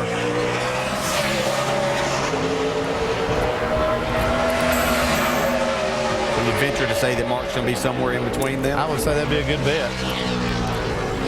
Mark wasn't overly optimistic that his car would sit on the front row, but folks, the 3 times he has won the pole here, 94, 95, and 96, he also won the race. He knows how to get it done, and I know that if you talk to Mark, he would talk more about having a solid weekend. I think he probably looks at this as they try to make this chase, even though he's told us time and time again that he's out here to win races and he'll let the chase take care of itself, that he's just looking for a good, solid weekend. And it was going okay, lost a lot of time right there. Yeah, he did. He lost quite a bit of time through that set of corners. I talked to Mark last week at Pocono in some downtime, and he said that, you know, the fact that they've won 4 races has really kind of exceeded anything he dreamed of. But he can't hardly picture himself being at the break point of the chase. I mean, with all that success they've had, it's hard to believe that they're having to really watch themselves as far as points. And Andy, last week at Pocono, he finished 7th and still lost a spot in the points, moved from 9th to 10th. I mean, it's going to be tight getting in this chase here down these last 5 races. Yeah, he lost a spot, but he also widened that gap from that is back to 13th. So it was a successful day in that respect. He ran the identical time to Reed Sorensen's lap. Not sure exactly what's going on with those Hendrick team cars with Jeff Gordon, Mark Martin being so far down, and Jimmy Johnson up there on the pole.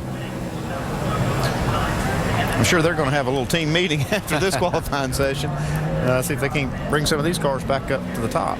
Mark Martin, the good thing about Mark Martin is he has such a great average finish at these racetracks. I mean, you know, if he can finish the race, he's going to be there in the top 5 or top 10. You look at the risk and reward of the guys 9th through 16th in the points, and you see Martin there 7th. By far the best average finish at this racetrack. That's all he needs on Sunday is an average day, and he's going to come away looking pretty good. Yeah, now Greg Biffle will look at that stat and say that doesn't mean anything because it doesn't benefit him, so he's just not paying any attention to that. And I hope Greg Biffle has a better finish than him. He certainly is due. I think he will.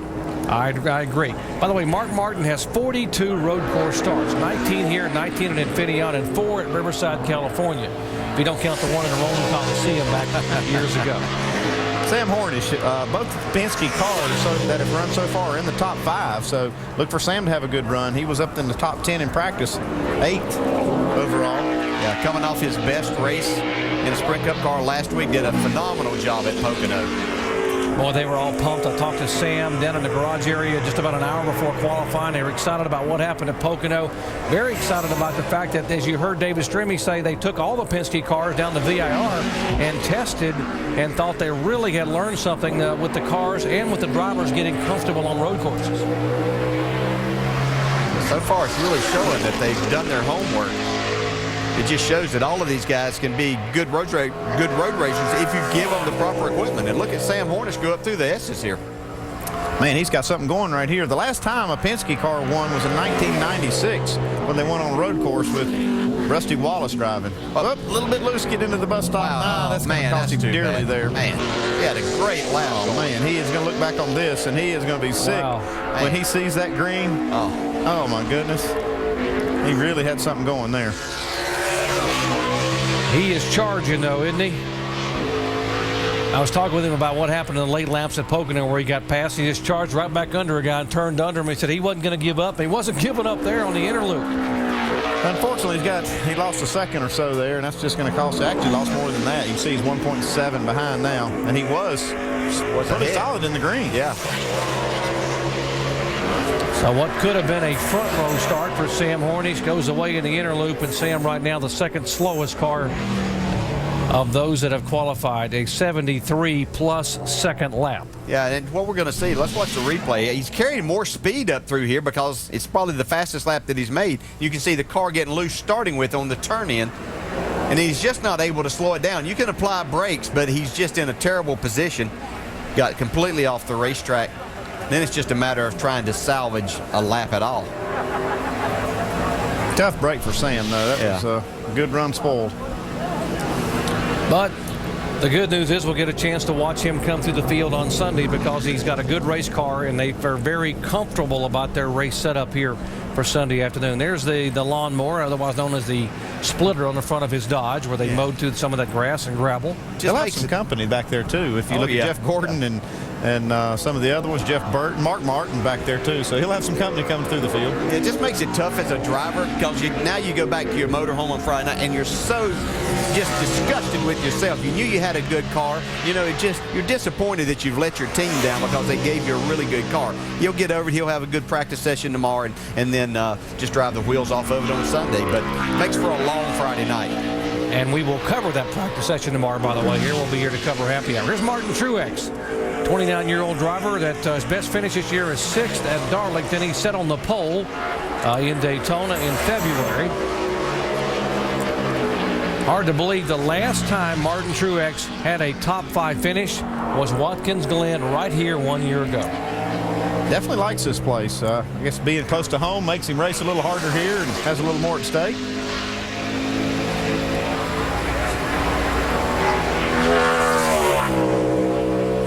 Has done a good job qualifying on road courses in the past. He started 6th out at Infineon back in June.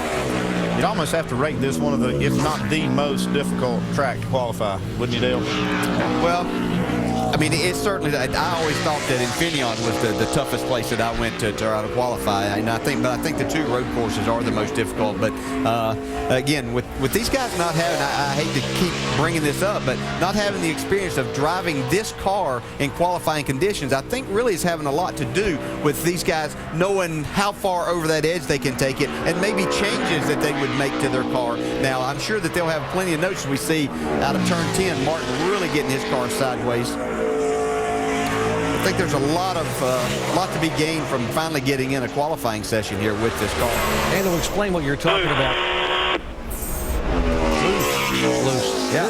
This configuration car came out in 2007, and qualifying was rained out here in 07 and 08. So this actually is the first time they have qualified this new configuration car for the Cup Series here at Watkins Glen. So a lot of guessing going on. Also a lot of slipping and sliding on the racetrack. Still lots of cars to come in qualifying, including Dale Earnhardt Jr., who, by the way, has won here in the Nationwide car in the past. Hate paint prepping, dragging out ladders, and nasty splatters? Hi, Anthony Sullivan here for Point and Paint. You literally point and paint. Paint an entire room in less than an hour. Tired of taping? The Point and Paint is the best edger ever. Perfect results every time. No more running up and down ladders. Underneath the handle is the swivel pole adapter. Just attach any pole and painting the ceiling is easier than ever. Here's how it works. Pour your paint into the no-spill tray. Run the Point and Paint's reusable applicator pad over the wheel. It holds 5 times the paint of a roller and has 8 times the painting surface of a brush.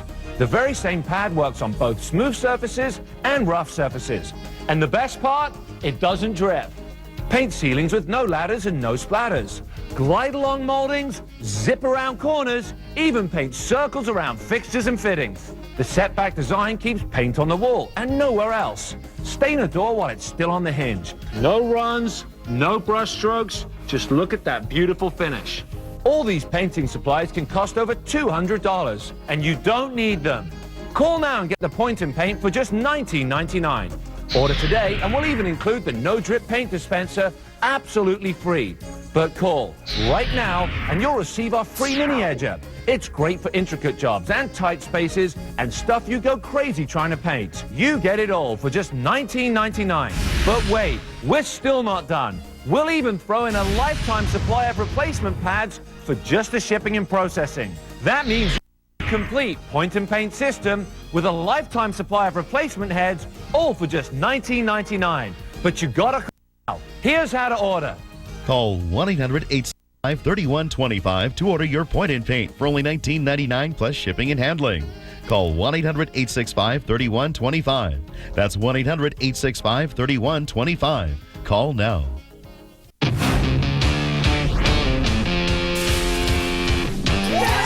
This week, the celebrities take over the tables and rub elbows with poker's biggest names. I'm feeling a lot of love, baby. In the Ante Up for Africa charity event. Barkley, Damon, Affleck, and more. Can the stars outlast the pros? The World Series of Poker, presented by Jack Link's Beef Jerky. Ante Up for Africa, Tuesday at 8 on ESPN. David Reagan slowing down after qualifying 26 of the 27 cars that have gone out. A brand new car and still trying to find some speed there in his UPS Ford. Next guy out is Smoke, and that's exactly what has been here over the years. Tony Stewart has had an incredible record.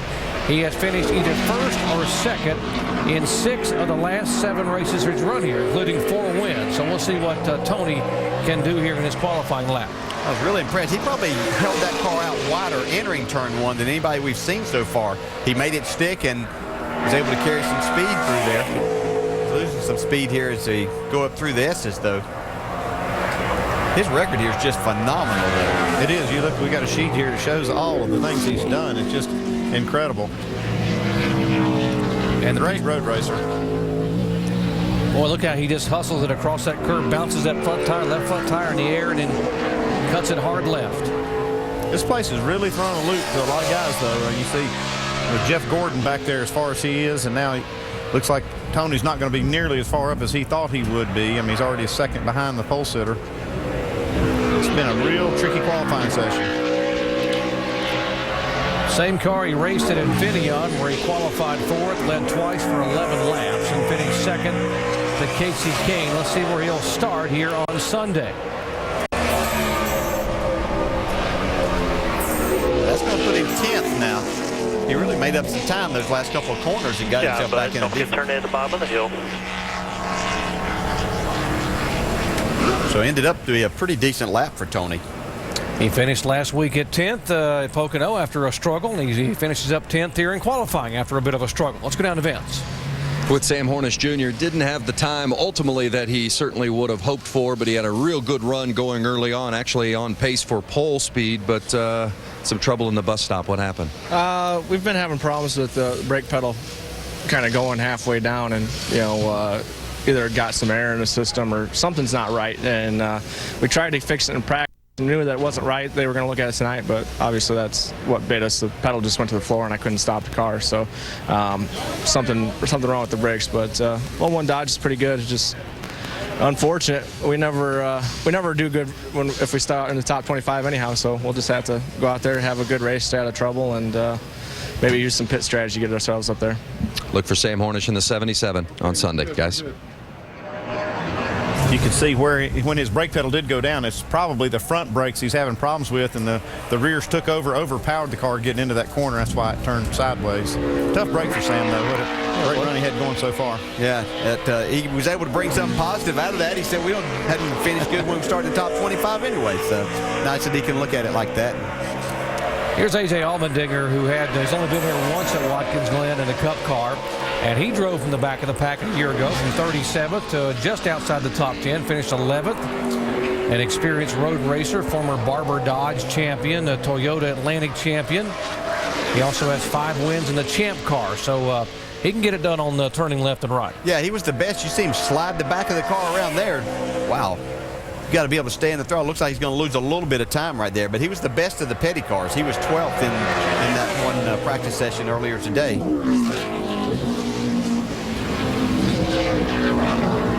Really fighting this car. He's not doing exactly what he wants it to do, but he's making it get there.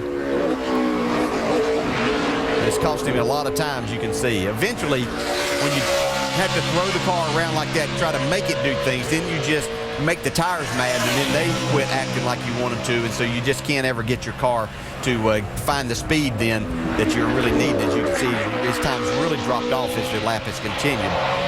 He's just lost the good out of the tires. He qualified 20th at Infineon mid-pack and drove it all the way to a 7th place finish. He's going to be about mid-pack here, too. Yeah, 13th out of 28. Respectable time, but not as far up as he'd like to be. So if you just joined our coverage, it is Jimmy Johnson right now on the provisional pole, Kurt Busch, Denny Hamlin, last week's winner, Marcus Ambrose, who started 43rd a year ago, and 3rd at Infineon, right now sitting 4th, and David Strimmy is 5th. Well, let's go down and visit with a road course expert, Dave. And that is Ron Fellows in the 09 car this weekend. Ron, what challenges are you facing on this track where you're very familiar, but sometimes not with cars that you're so familiar. Yeah, it's all about balance here. Trying to get the front and the rear to work together, especially with all these long sweeping corners. And then you throw in, you've got some concrete patches that kind of upset the grip level as well. So we're chasing it a little bit, but yeah, we'll see what we can do. Priority one is make the race and stick around for Saturday and tune on it some more. It is a big challenge for him, guys. He's still got to put this in the race on time.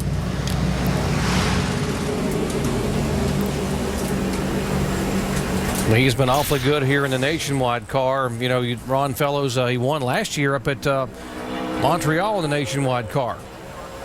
That's the comparison for the Cup cars and the Nationwide cars, and I don't think that's a reflection on Ron. It's probably a reflection on the competition level that you see in the Sprint Cup Series. That and equipment, I don't know that he's ever been in the top level of equipment in the Sprint Cup Series. So you put him in, one of these top cars with a team that's experienced and has a lot. I mean, you just take the Penske organization. If they would have run a fourth car and put Ron Fellows in there, I think you'd see somebody that could win then.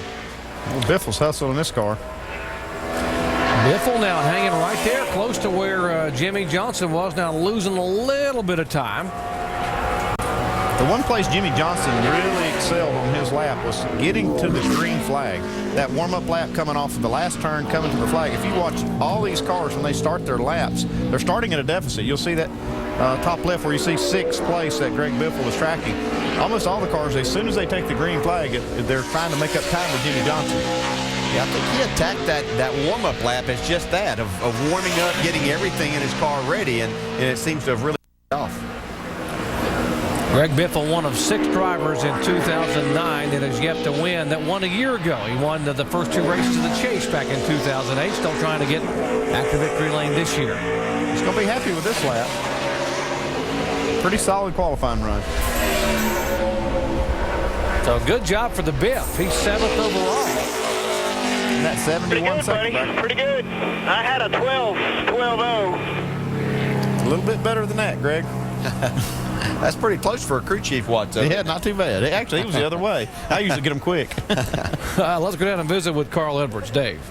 And we'll walk in. He's actually discussing with Greg Irwin, the Biffle crew chief right now.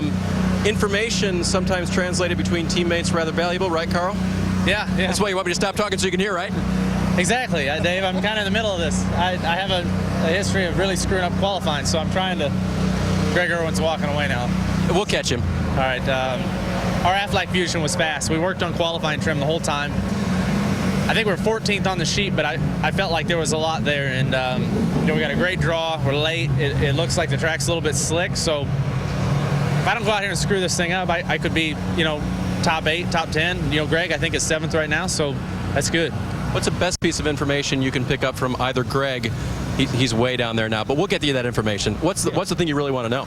I just want to know how it compares to practice, because I was watching the broadcast there in our Scott's hauler, and you guys said it best. I mean, you get one lap, you get one chance, and if you screw that, or you mess that up, if you get too deep into one, or you wheel hop, or you're too aggressive early, so you can't make it up. So I guess I just want to know if it's close to practice, so I know how hard to go. Okay, Andy, have your people call Greg Irwin's people to call Carl Edwards' people and get that information, would you? I'm on it,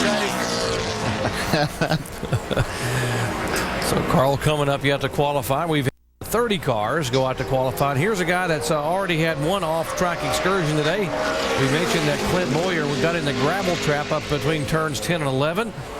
And he is struggling a little bit on the road course. This is the only racetrack on the NASCAR Sprint Cup Tour that Clint Boyer has never had a top 10 finish at. He was struggling up through the S's right there. He couldn't get his car, or either he couldn't turn the steering wheel. I think it's probably more that he couldn't turn the wheel because maybe his car was really loose and he used up a lot of racetrack. And you can see that contributed into losing a lot of time to the pole sitter.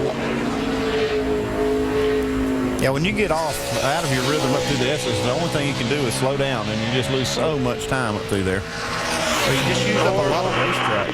Yeah, could hear him there, and it's just you can't turn the wheel, so you just end up making a longer racetrack than what it already is, and you can't have all of that power there. So then that works into the next corners as you start to enter those, that you have it in your mind as to what your car is doing, and just doesn't allow you to drive the track like you want to.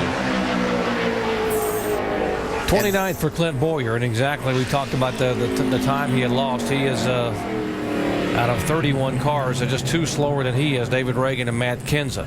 And anytime you have a off-track excursion already, it makes it difficult to come back. Even though he'd been back on the racetrack, it's still that's in the back of your mind. As much as you try to put it out, you know that your car's not acting the way that you want, and it just makes it difficult to make it out. Let's visit with the points leader, Vince.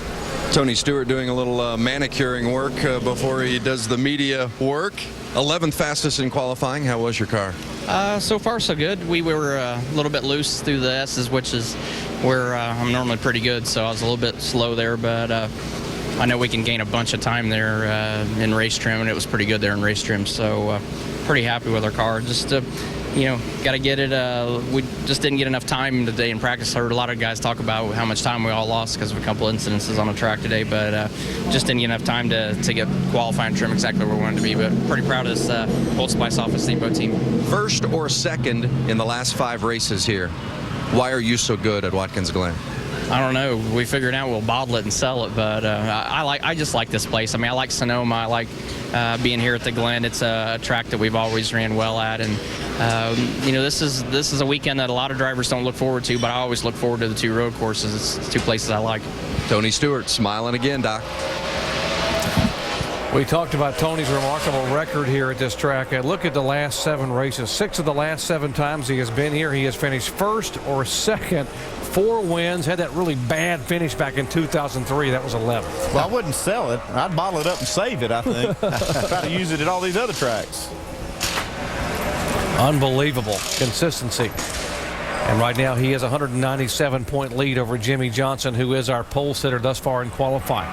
Here's Casey Mears. We talked to Casey at the beginning of his qualifying session. Very good in practice. Casey was 5th overall and very optimistic about what might happen in qualifying. Hey, he's tracking second. Actually, he's tracking in the green up through the S's and at the end of the backstretch. Losing some time in that bus stop area, though, in the interlude. It looked like he was pretty conservative getting in. Not very conservative right there, trying to make it up on the exit. But cost him a little bit of time. Maybe he just couldn't get to the gas the way that he wanted. Still a good lap going for him. I think his car just maybe got a little bit loose as the run continued. He said he'd been loose, and he seemed to be a little concerned that with all the drivers talking about how loose it was, that he might be on that side with his car. Still a good run. That's 10th quickest. So not bad at all. Top 10. Wanted to be top 5, so right now he is top 10. How about, are the set heads out, Dave? I believe they are, and as I walked by Boris's car, I couldn't help but notice the shiny new sponsor, U.S. Chrome, on his car, and then I saw the wheels. And so I just have to ask, Boris, U.S. Chrome is a sponsor and black wheels? Bob Reith, who is a bigger racing fan than anyone I've ever met who owns no U.S. Chrome, they do not chrome wheels. They do some pretty serious stuff. If you go on the website, uschrome.com, they do a lot of military applications in the F-35 jet. I don't even know if I can say that, but it's really a trick. They do cylinder heads. In the cylinder bore, they do this die-cam plating. It's a really neat company, so I'm glad they came on board. Also, we have the Ovarian Cancer Society on board, try to raise awareness for that, help them raise some money. So I'm just excited to hopefully get this forward in the show today. You have to qualify it in. How tough a task is it going to be? I mean, we have the speed, but, it comes down if you make a mistake. I mean, people have no idea how nerve-wracking these days are for a go or go homer. You only get 1 lap. In the Nationwide Series, they give you 3 or 4 laps. It's a lot easier. So hopefully I can just go out there and get a nice smooth lap and put this U.S. Chrome car in the show. All right, and those set heads, Doc, maybe the wigs will have to get dipped into chrome. What do you think? I think that would work. I'm going to go get mine dipped in, I guess. Now, by the way, he is our in-race reporter for the NASCAR Nationwide Series race on Saturday. Marty Reed and company will be in. If you would like to log on to ESPN.com, search Ask the Driver, and maybe have your question answered. Dale Jarrett will ask him a question during the NASCAR race tomorrow. And I was down there talking to Frankie Stoddard, Boris Head's crew chief, and he said that U.S. Chrome was the first sponsor on the first car that he was ever a crew chief for. He took Dana Patton up to New Hampshire for a cup race. Whoa, Junior's sideways there. Mentioned in the Nationwide cars, Dale Earnhardt Jr. is a former winner here in the NASCAR Nationwide Series. Has not won here in the Cup car. You get that sideways out of turn 2 and 3, you have to be concerned as what's going to happen when you get to this point, and right here where you really start trying to put power down. You hear him out of the throttle, the car rolling a little bit right there. But here's where you have to be wide open. She's still losing some time on the exit. It's like Jimmy Johnson is the only Hendrick car that has this thing figured out for qualifying. Yeah, I think all the rest of them. Yeah, he might not have shared his name.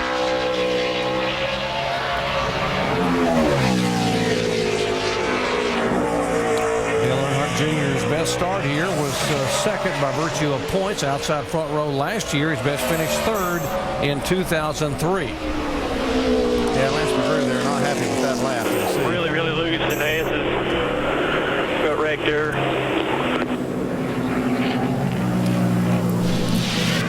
You can see right here, look, he's got outside the groove a little bit and got really loose. He just couldn't turn the wheel, and he was trying to stay in the gas. Extremely loose. He's got pretty good company. He qualified 28th. His teammate Jeff Gordon right now sitting 27th. I drove 1,000 miles just to meet Jeff Gordon. Drove for 10 hours. Drove about 2 days. I got a speeding ticket getting here. The NASCAR Sprint Cup Series at Watkins Glen, Sunday at 1 on ESPN.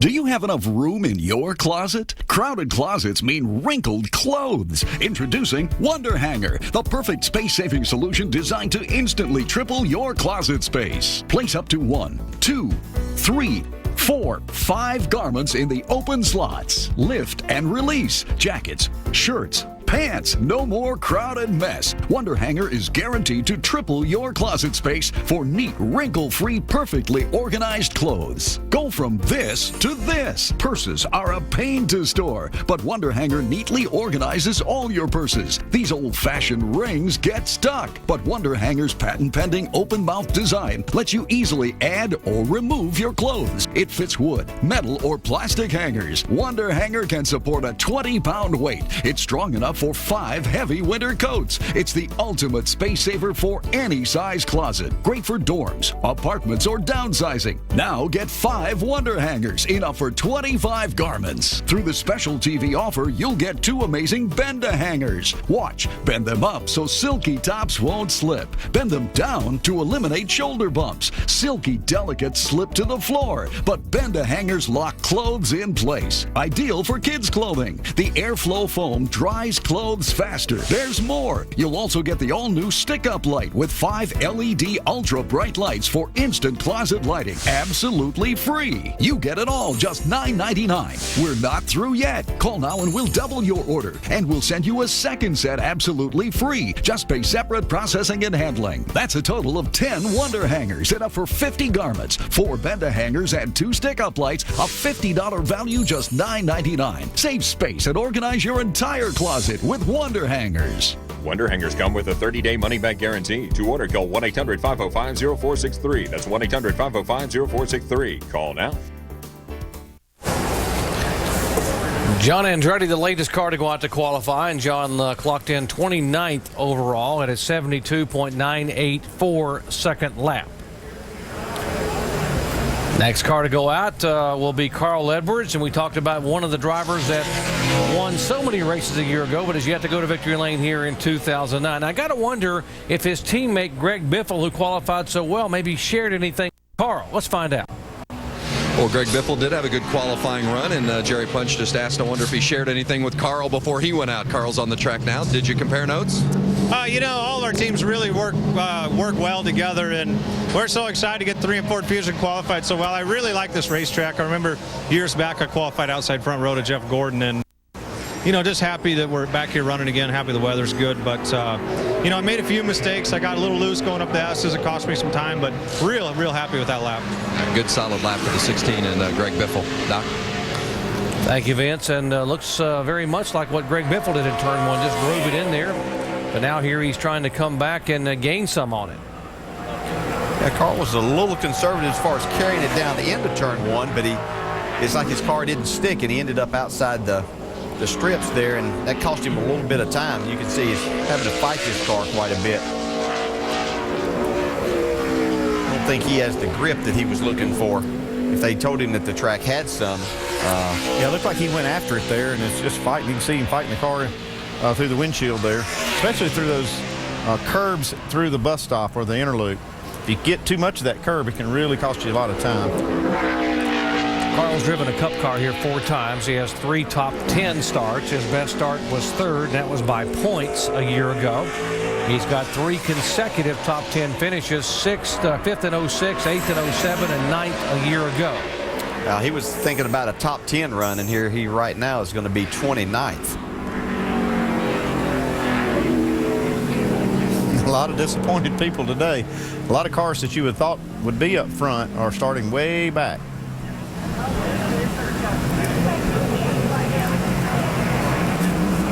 You wonder just how much you can hustle these cars, and we take a look at Carl Edwards' hands. Now watch as he gets ready to go here. You have to turn the car a lot right here, but you can see him really working the steering wheel. Car coming off the ground. Jimmy Johnson and Kurt Busch didn't have any problem, though. They're on the front row right now.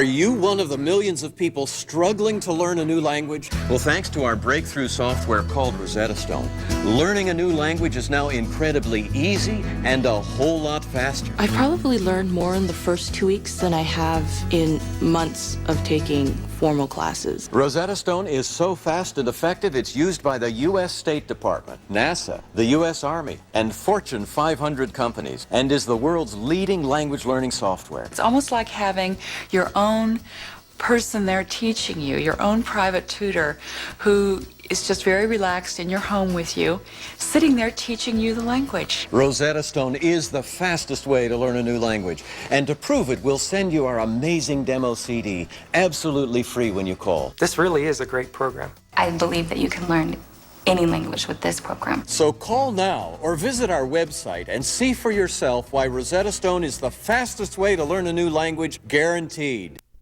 ESPN Sunday Night Baseball. The rivalry returns to the Bronx as the AL East race heats up. The Red Sox welcome new addition Victor Martinez as they charge into the Big Apple looking to continue their early season dominance over the Yankees. That ball is belted deep into left field. That ball is gone! Meanwhile, the Bronx Bombers carry their hot bats into August with Jeter, A-Rod, and Teixeira leading the way down the stretch. Sunday Night Baseball presented by Taco Bell. Red Sox Yankees, 8 Eastern on ESPN. Blue with a good-looking. Did you see it? Middle of the 6th. No one on, no one out, no one up. Fans on their feet. All eyes on left field. And just when you thought you'd seen it all, you saw this. Because 300 cushy pounds and size 25 shoes could only mean one thing. Live dot racing. It's big, it's fuzzy, and it's on.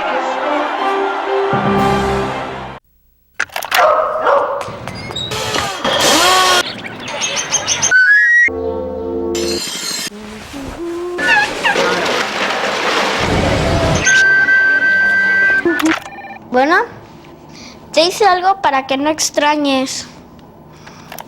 Comcast gives you 300 minutes of international calling for just $14.95 a month, so you can talk or listen as long as you want. Upgrade your Comcast digital voice today. Qualifying ongoing. Now we are in the cars, the 11 cars that are go or go homers. They've got to get in on time and speed. There's David Gilliland, and he's not going to be very happy with that. He is the slowest car that has gone out thus far to qualify, 36. And here is the second car entered by Robbie Gordon. This is P.J. Jones out in the 04.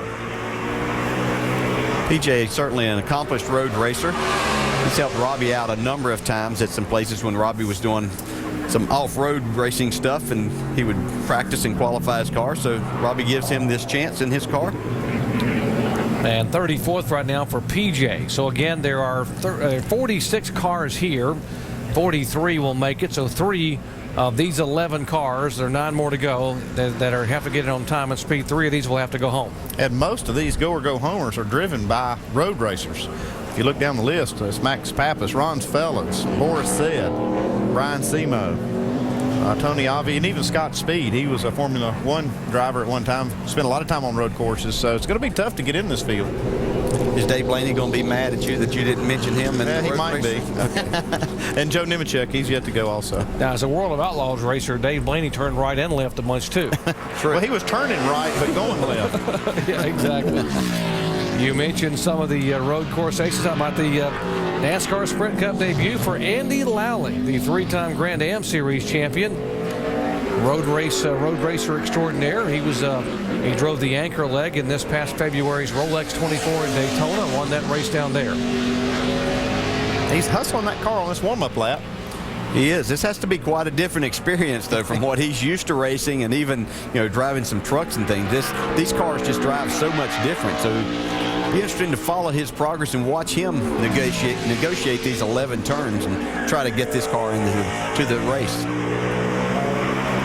You see where that front brace in the splitter, that center brace is broken where he hit the racetrack real hard under braking. I don't think it'll affect his lap, but you can see the little brace dangling. The only thing, if you let that part go down a little bit to entering some of these corners or over in the bus stop or something like that, it could affect it. Hustling the car up through here now. Looks pretty good so far. Yeah, pretty solid run. This is the team car to David Gilliland. This is TRG Motorsports, owned by Kevin Buckler out of California, giving the road racer a chance to hopefully get a start here in a cup race at Watkins Glen. Oh, that looked really good there. That was nice. Good. That might be the best I've seen through there since Jimmy Johnson qualified. That was a good job. He's going to be real happy with this lap. Yeah, just 2 more turns to try to get this car through, and he's going to, I believe, put himself solidly in the field.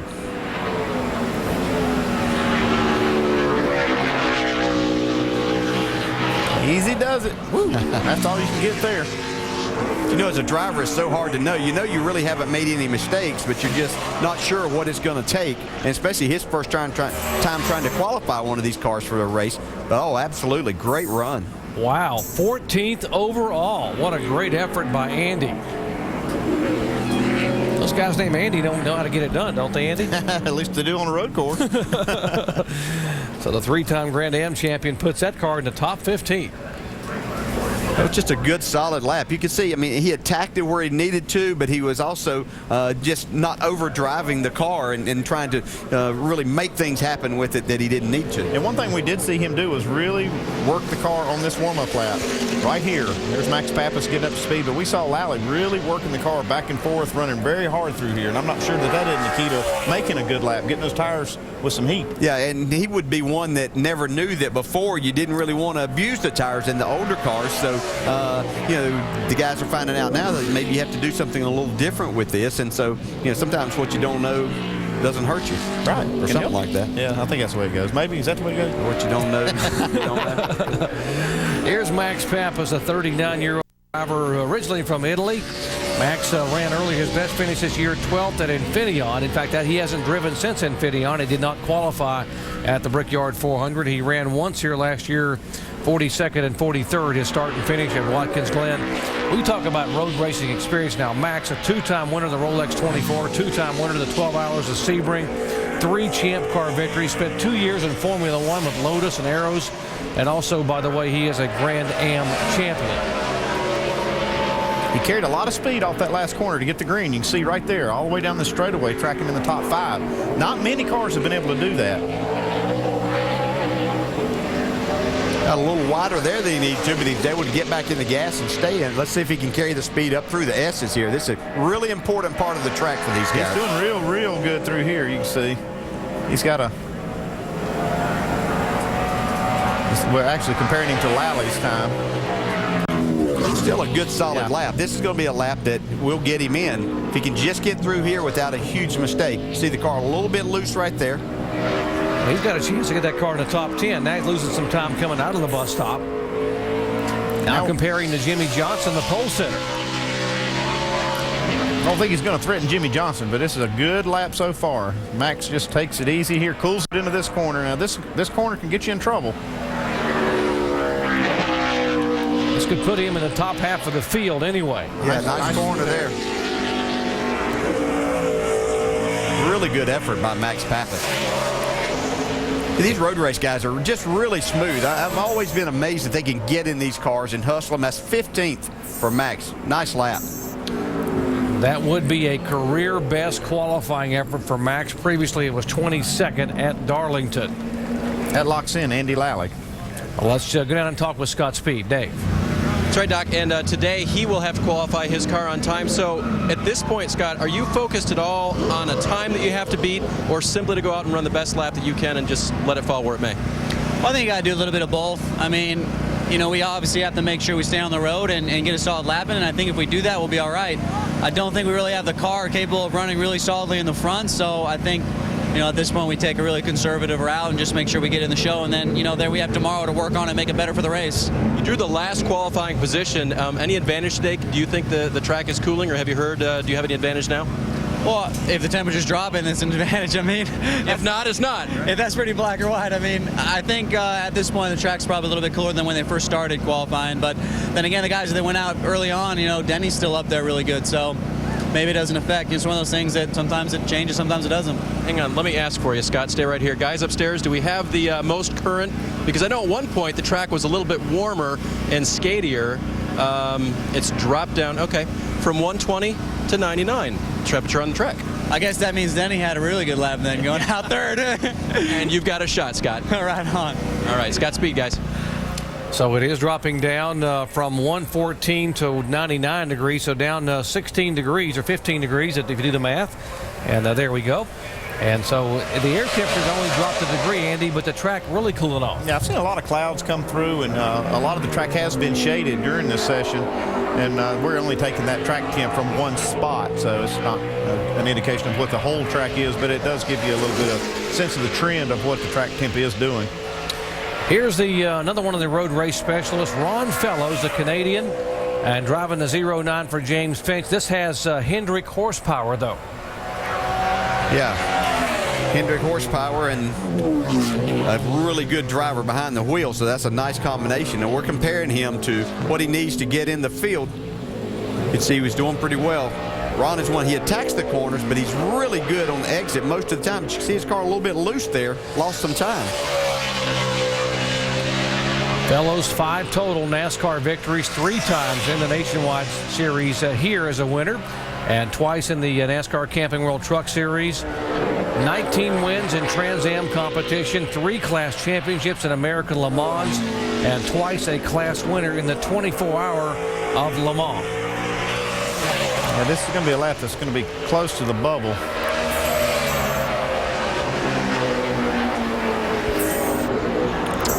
Makes him the third of the 5 go-or-go-homers.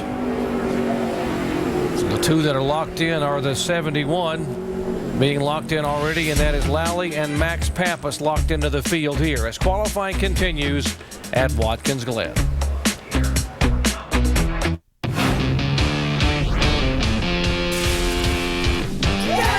This week, the celebrities take over the tables and rub elbows with poker's biggest names. I'm feeling a lot of love, baby. In the Ante Up for Africa charity event.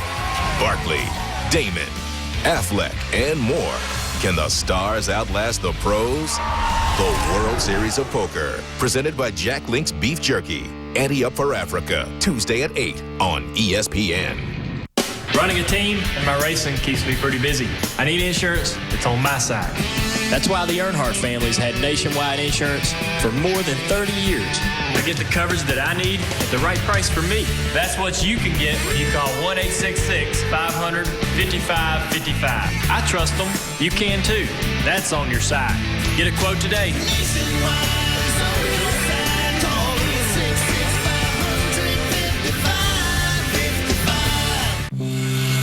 The Craftsman cordless C3 line. 25 tools, 1 battery. Bring on the to-do list. Innovation, better value. Craftsman, trust in your hands. Precision handling, high performance braking, smooth and comfortable ride. Tame the road, hand-cooked tires.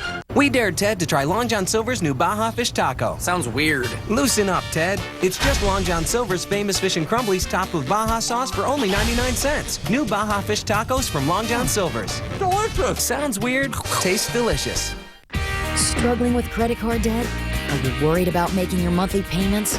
Stop the harassing calls. Legally reduce your debt. Feel the freedom of debt-free living. Call the Financial Future Network now and secure your family's future today. ESPN Fantasy Football. Now your fantasy team follows you. Roster moves, lineup changes, and live scoring on your mobile phone. All for fans, all for free. Go to ESPN.com/fantasy football on your mobile phone. NASCAR Sprint Cup Qualifying is brought to you by Craftsman, the official tools of NASCAR. Here's some of the old historic footage here of the road course racing. That was through the village of Watkins, Glen, back in the early days before they actually ran here on the road course itself. They ran into downtown and they ran up on the top of the hill there. And it's a long history of great races here in the central New York area. Joe Nemechek went out and gave it a valiant try, but not good enough. And we might explain, Joe blew an engine in the beginning of the practice session and never got a lap on the racetrack. Yeah, it makes it difficult because this is such a rhythm track. You really have to get out and find how far you can take your car and your shifting points, and just makes it almost impossible. But Joe gave it a good try. And with Joe not making it, locks in Ron Fellows now. He is in the show in the 09 car. Here is Boris. We talked to Boris Said the third a moment ago about trying to get this car qualified here at a track that's been very good to him over the years. You can always hear in Boris's voice when he's talking. He knows that he has to go make these races, but he really would like sometime to be able just to throw everything out there and see if he could go win the pole or get right up front. But he has to, he has to strike that balance. He knows he wants to be in the race, and so he has to drive the car to just do that, not be able to really hang it out. Now he's being compared to P.J. Jones, which right now is the slowest of the go-home cars that have yet to be locked in.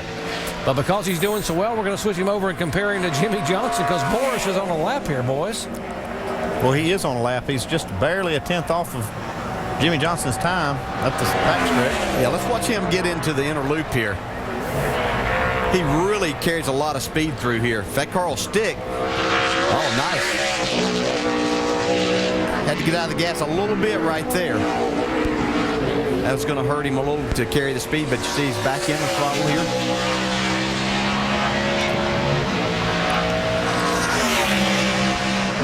It was like he carried so much speed out of that inner loop that he had to let the car go. It wouldn't stick right there, so that cost him exit time out of turn 9. It's still a really solid lap. You can see a top 10 coming right here for Boris Said. Boris has 8 starts at Watkins Glen, make it 9 starts at Watkins Glen as he flashes by, and Boris Said is 9th overall in qualifying. Great effort. Listen to the crowd. They're happy. A lot of Said heads in the stands today. You see some nice wigs on Sunday.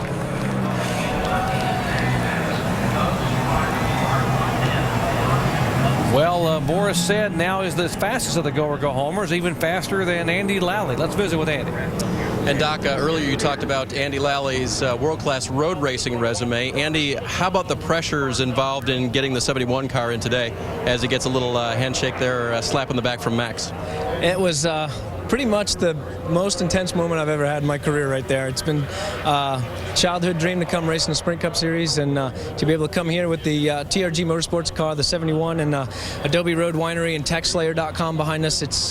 It's a dream come through. It was extremely exhilarating, and I was trying to keep the butterflies down there, but as soon as we took the checker, when they told me the time, I knew we were locked in there. Man, I just had to take a moment of quietness to myself as we rolled in here to Tech, and just be real thankful for the opportunity that Kevin Buckler and TRG Motorsports and Slugger and all these guys that have just been hustling their butts off to get this road course car ready for us. And I got a wonderful opportunity now, and we just got to focus on Sunday. Can you tell us a little bit more about, as a kid, what you saw and how bad you wanted to be here? It gets a lump in my throat every single time, because I'm out there right now with guys I looked up to, early heroes of mine. I mean, I get to race Mark Martin on Sunday, and that's pretty awesome, man. It's just an amazing feeling to be out here with guys that I've been looking up to as role models and heroes my whole life. And I've been racing full-time in the Grand Am Series, and the Rolex Series has been wonderful to me, and I've been able to make a career out of it. And this is just a wonderful additional step. Good to have Andy in the race, guys.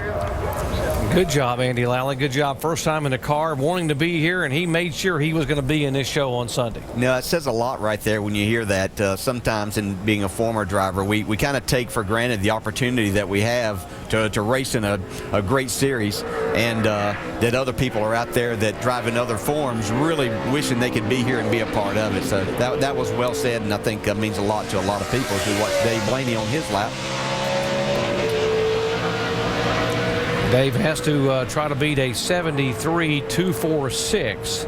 That is the time of the 04 car, P.J. Jones, to try to get himself locked into the field. I don't think he's going to be able to do that.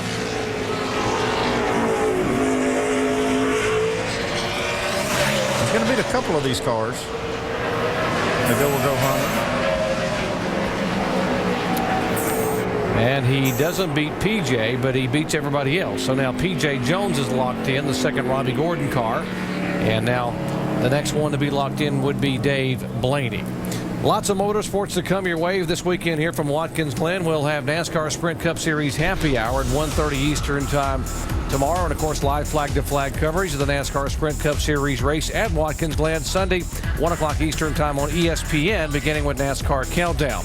Now, coming up next, Marty Reed's going to jump in the seat here for live coverage of the NASCAR Nationwide Series final practice on ESPN2. He'll also be here for qualifying tomorrow at 10 a.m. Eastern Time and the coverage at 2:30 Eastern Time of the NASCAR Nationwide Series return to Watkins Glen.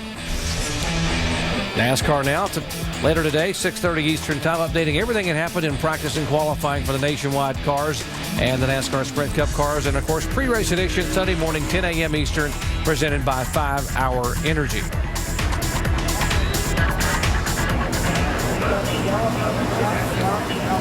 Oh, there. If a chimp can fly a spaceship,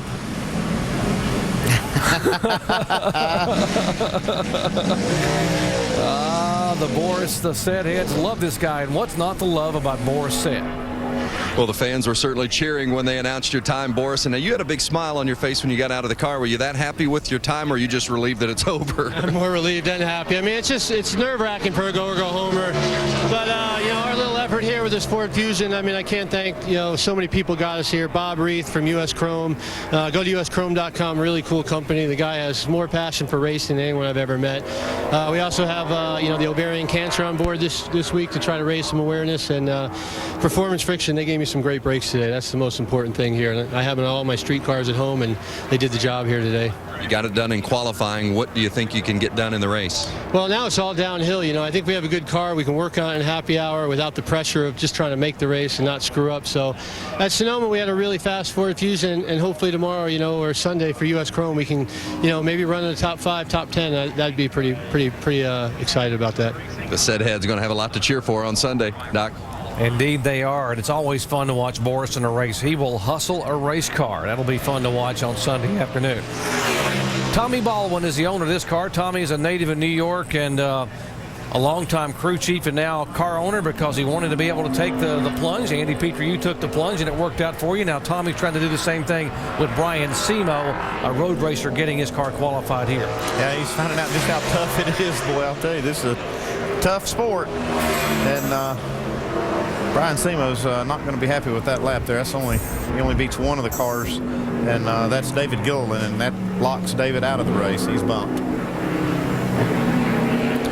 Still 2 more cars to go in qualifying, and it'll be Tony Avi and then Scott Speed, the last 2 to go out to qualify. If you just joined our coverage, it is Jimmy Johnson and Kurt Busch on the front row. Denny Hamlin, last week's winner at Pocono, is 3rd. Marcus Ambrose is 4th, and David Stremme.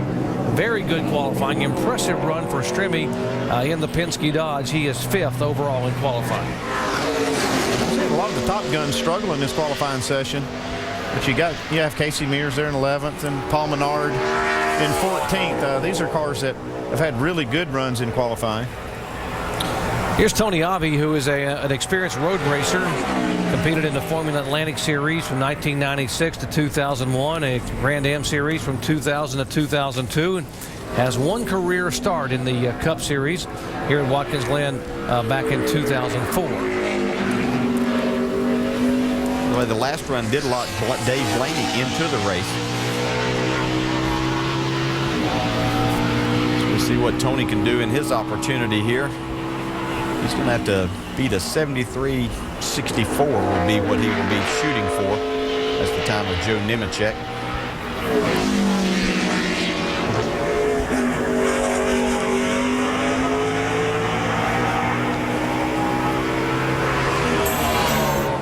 Watch him as he goes into turn one. This is probably one of the most important parts. You have to get this lap started off good. If you mess up here, it's hard to make up time around the rest of the track.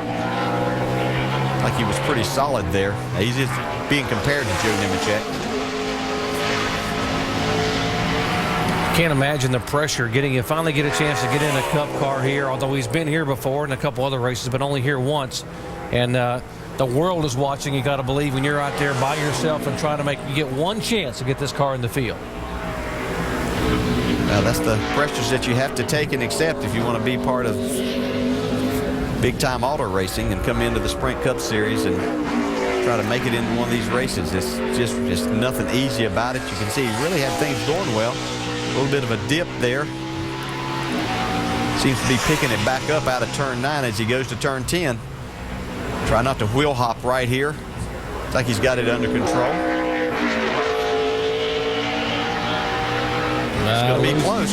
Boy, he's got to get it back. And it's going to be extremely close. He's in, he's out, he's in, he's out. Let's see if he comes across. Can he get it back in? It's going to be close. He does it. Just barely. Wow. He does.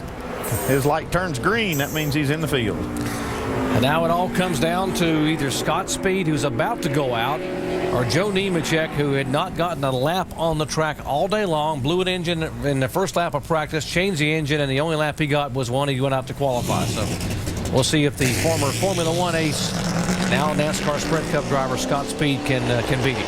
Yeah, in his interview a while ago, you heard him talk about the main thing is staying on track. Well, I happened to be watching the Sonoma qualifying effort. He had a great lap going. He had 2 corners left, but he ran off the next to the last corner, and it cost Scott Speed an opportunity to race in this car at Sonoma. So he knows what it's like to do that, and knows that you really have to make every one of these corners count. He's going to opt like Brian Vickers. The only 2 that we saw were teammates do this, Brian Vickers and now Scott Speed, that you don't have to go through the inner loop there on your warm-up lap. But those were the only 2 guys that we saw take that option. Let's see how it works out for Scott Speed. It seems like the more heat you put in the tires, the better laps that you're able to make. And skipping that inner loop would keep heat from going in the tires. I'm not sure that's a good move. We saw Andy Lally. He abused his tires really on his warm-up lap and got a great lap out of it.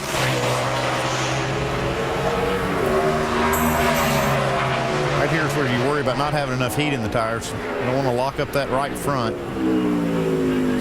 Good so far there. Yeah, carried good speed there. Great corner.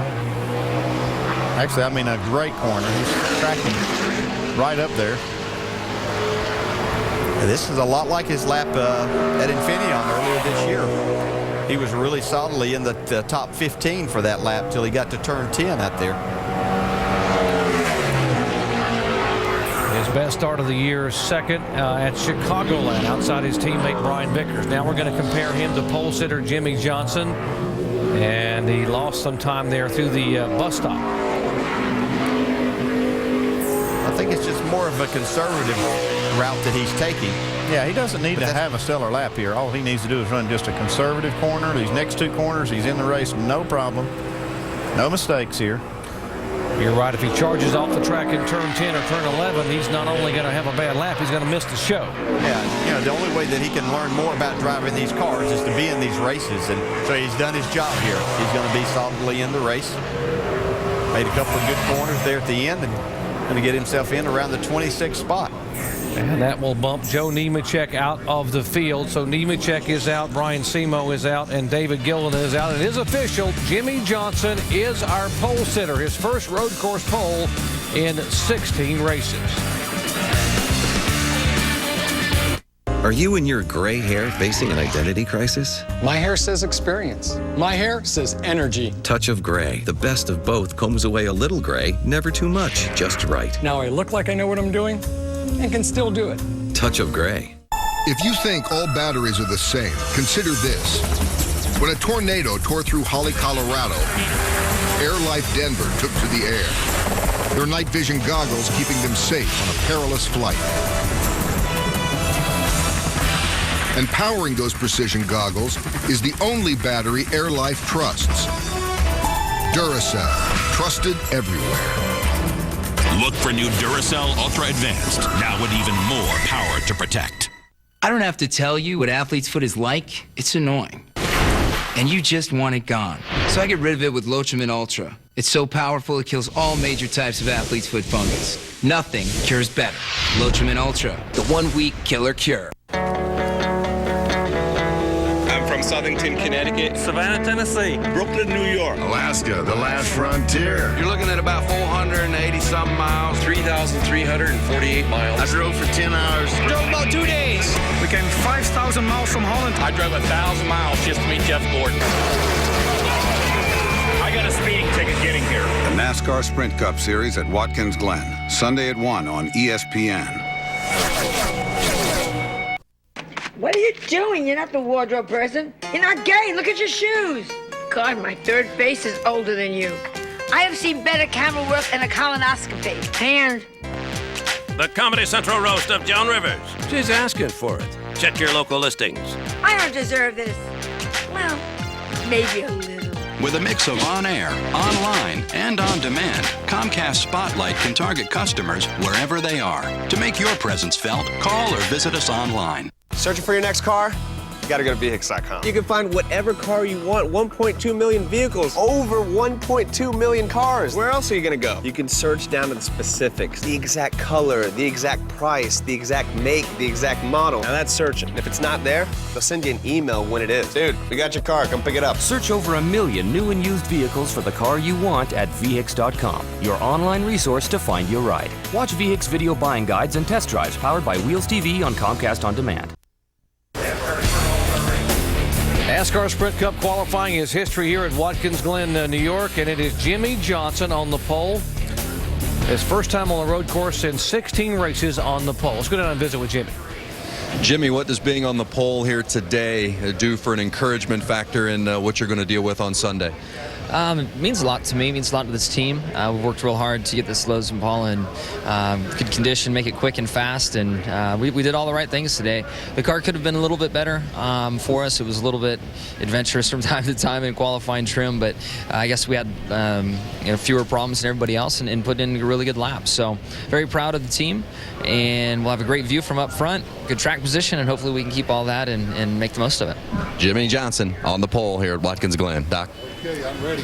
So Johnson on the pole, Kurt Busch on the outside front row. Neither one of those drivers have ever won on a road course. How about David Strimmy back there in fifth spot? Yeah, great job by the Penske group today. And Kyle Montoya Busch getting in the 10th. See, Kyle Busch, he was disappointed with his qualifying run, but he's going to start up there in the fourth row. You got Morissette, Montoya. How good is row 5 there? Take a look. Casey Mears, good qualifying effort. And Max Pappas, A.J. Allmendinger, a lot of new faces up front. See Mark Martin back in fourth on the outside of row 14. Jeff Burton right behind him. They'll be coming to the field. Both those pretty good road racers. We got some real surprises even further back. Look at Jeff Gordon starting 31st in this race. Carl Edwards right behind him. Sam Hornish, who had a possible pole contending lap, went away, so he should be a factor to come from the back of the pack here as well, coming off that top 5 finish a week ago at Pocono. And the final 3, Dave Blaney, Matt Kenseth, and Tony Ave. So, guys, I guess the big surprises in qualifying, aside from the fact that Jimmy Johnson gets his first pole on a road course, has to be David Strimmy there qualifying 5th overall. Yeah, David Strimmy, and then you see Casey Mears up there in the 11th spot. Paul Menard, 14th. Andy Lally, Max Pappas, a lot of good names up front, new names. Yeah, and one in the back is Matt Kenseth sitting there, back there in the point standings. He's going to have to do some strategy and have a really solid day to come out of here okay. Well, we invite you to join us for live flag-to-flag coverage, 1 o'clock Eastern time here at NASCAR Sprint Cup Series action at Watkins Glen as Jimmy Johnson and Kurt Busch will lead them down from the front row. Now, coming up next, Marty Reed's going to step in the scene here. We're going to have live coverage of the final practice for the NASCAR Nationwide Series. That's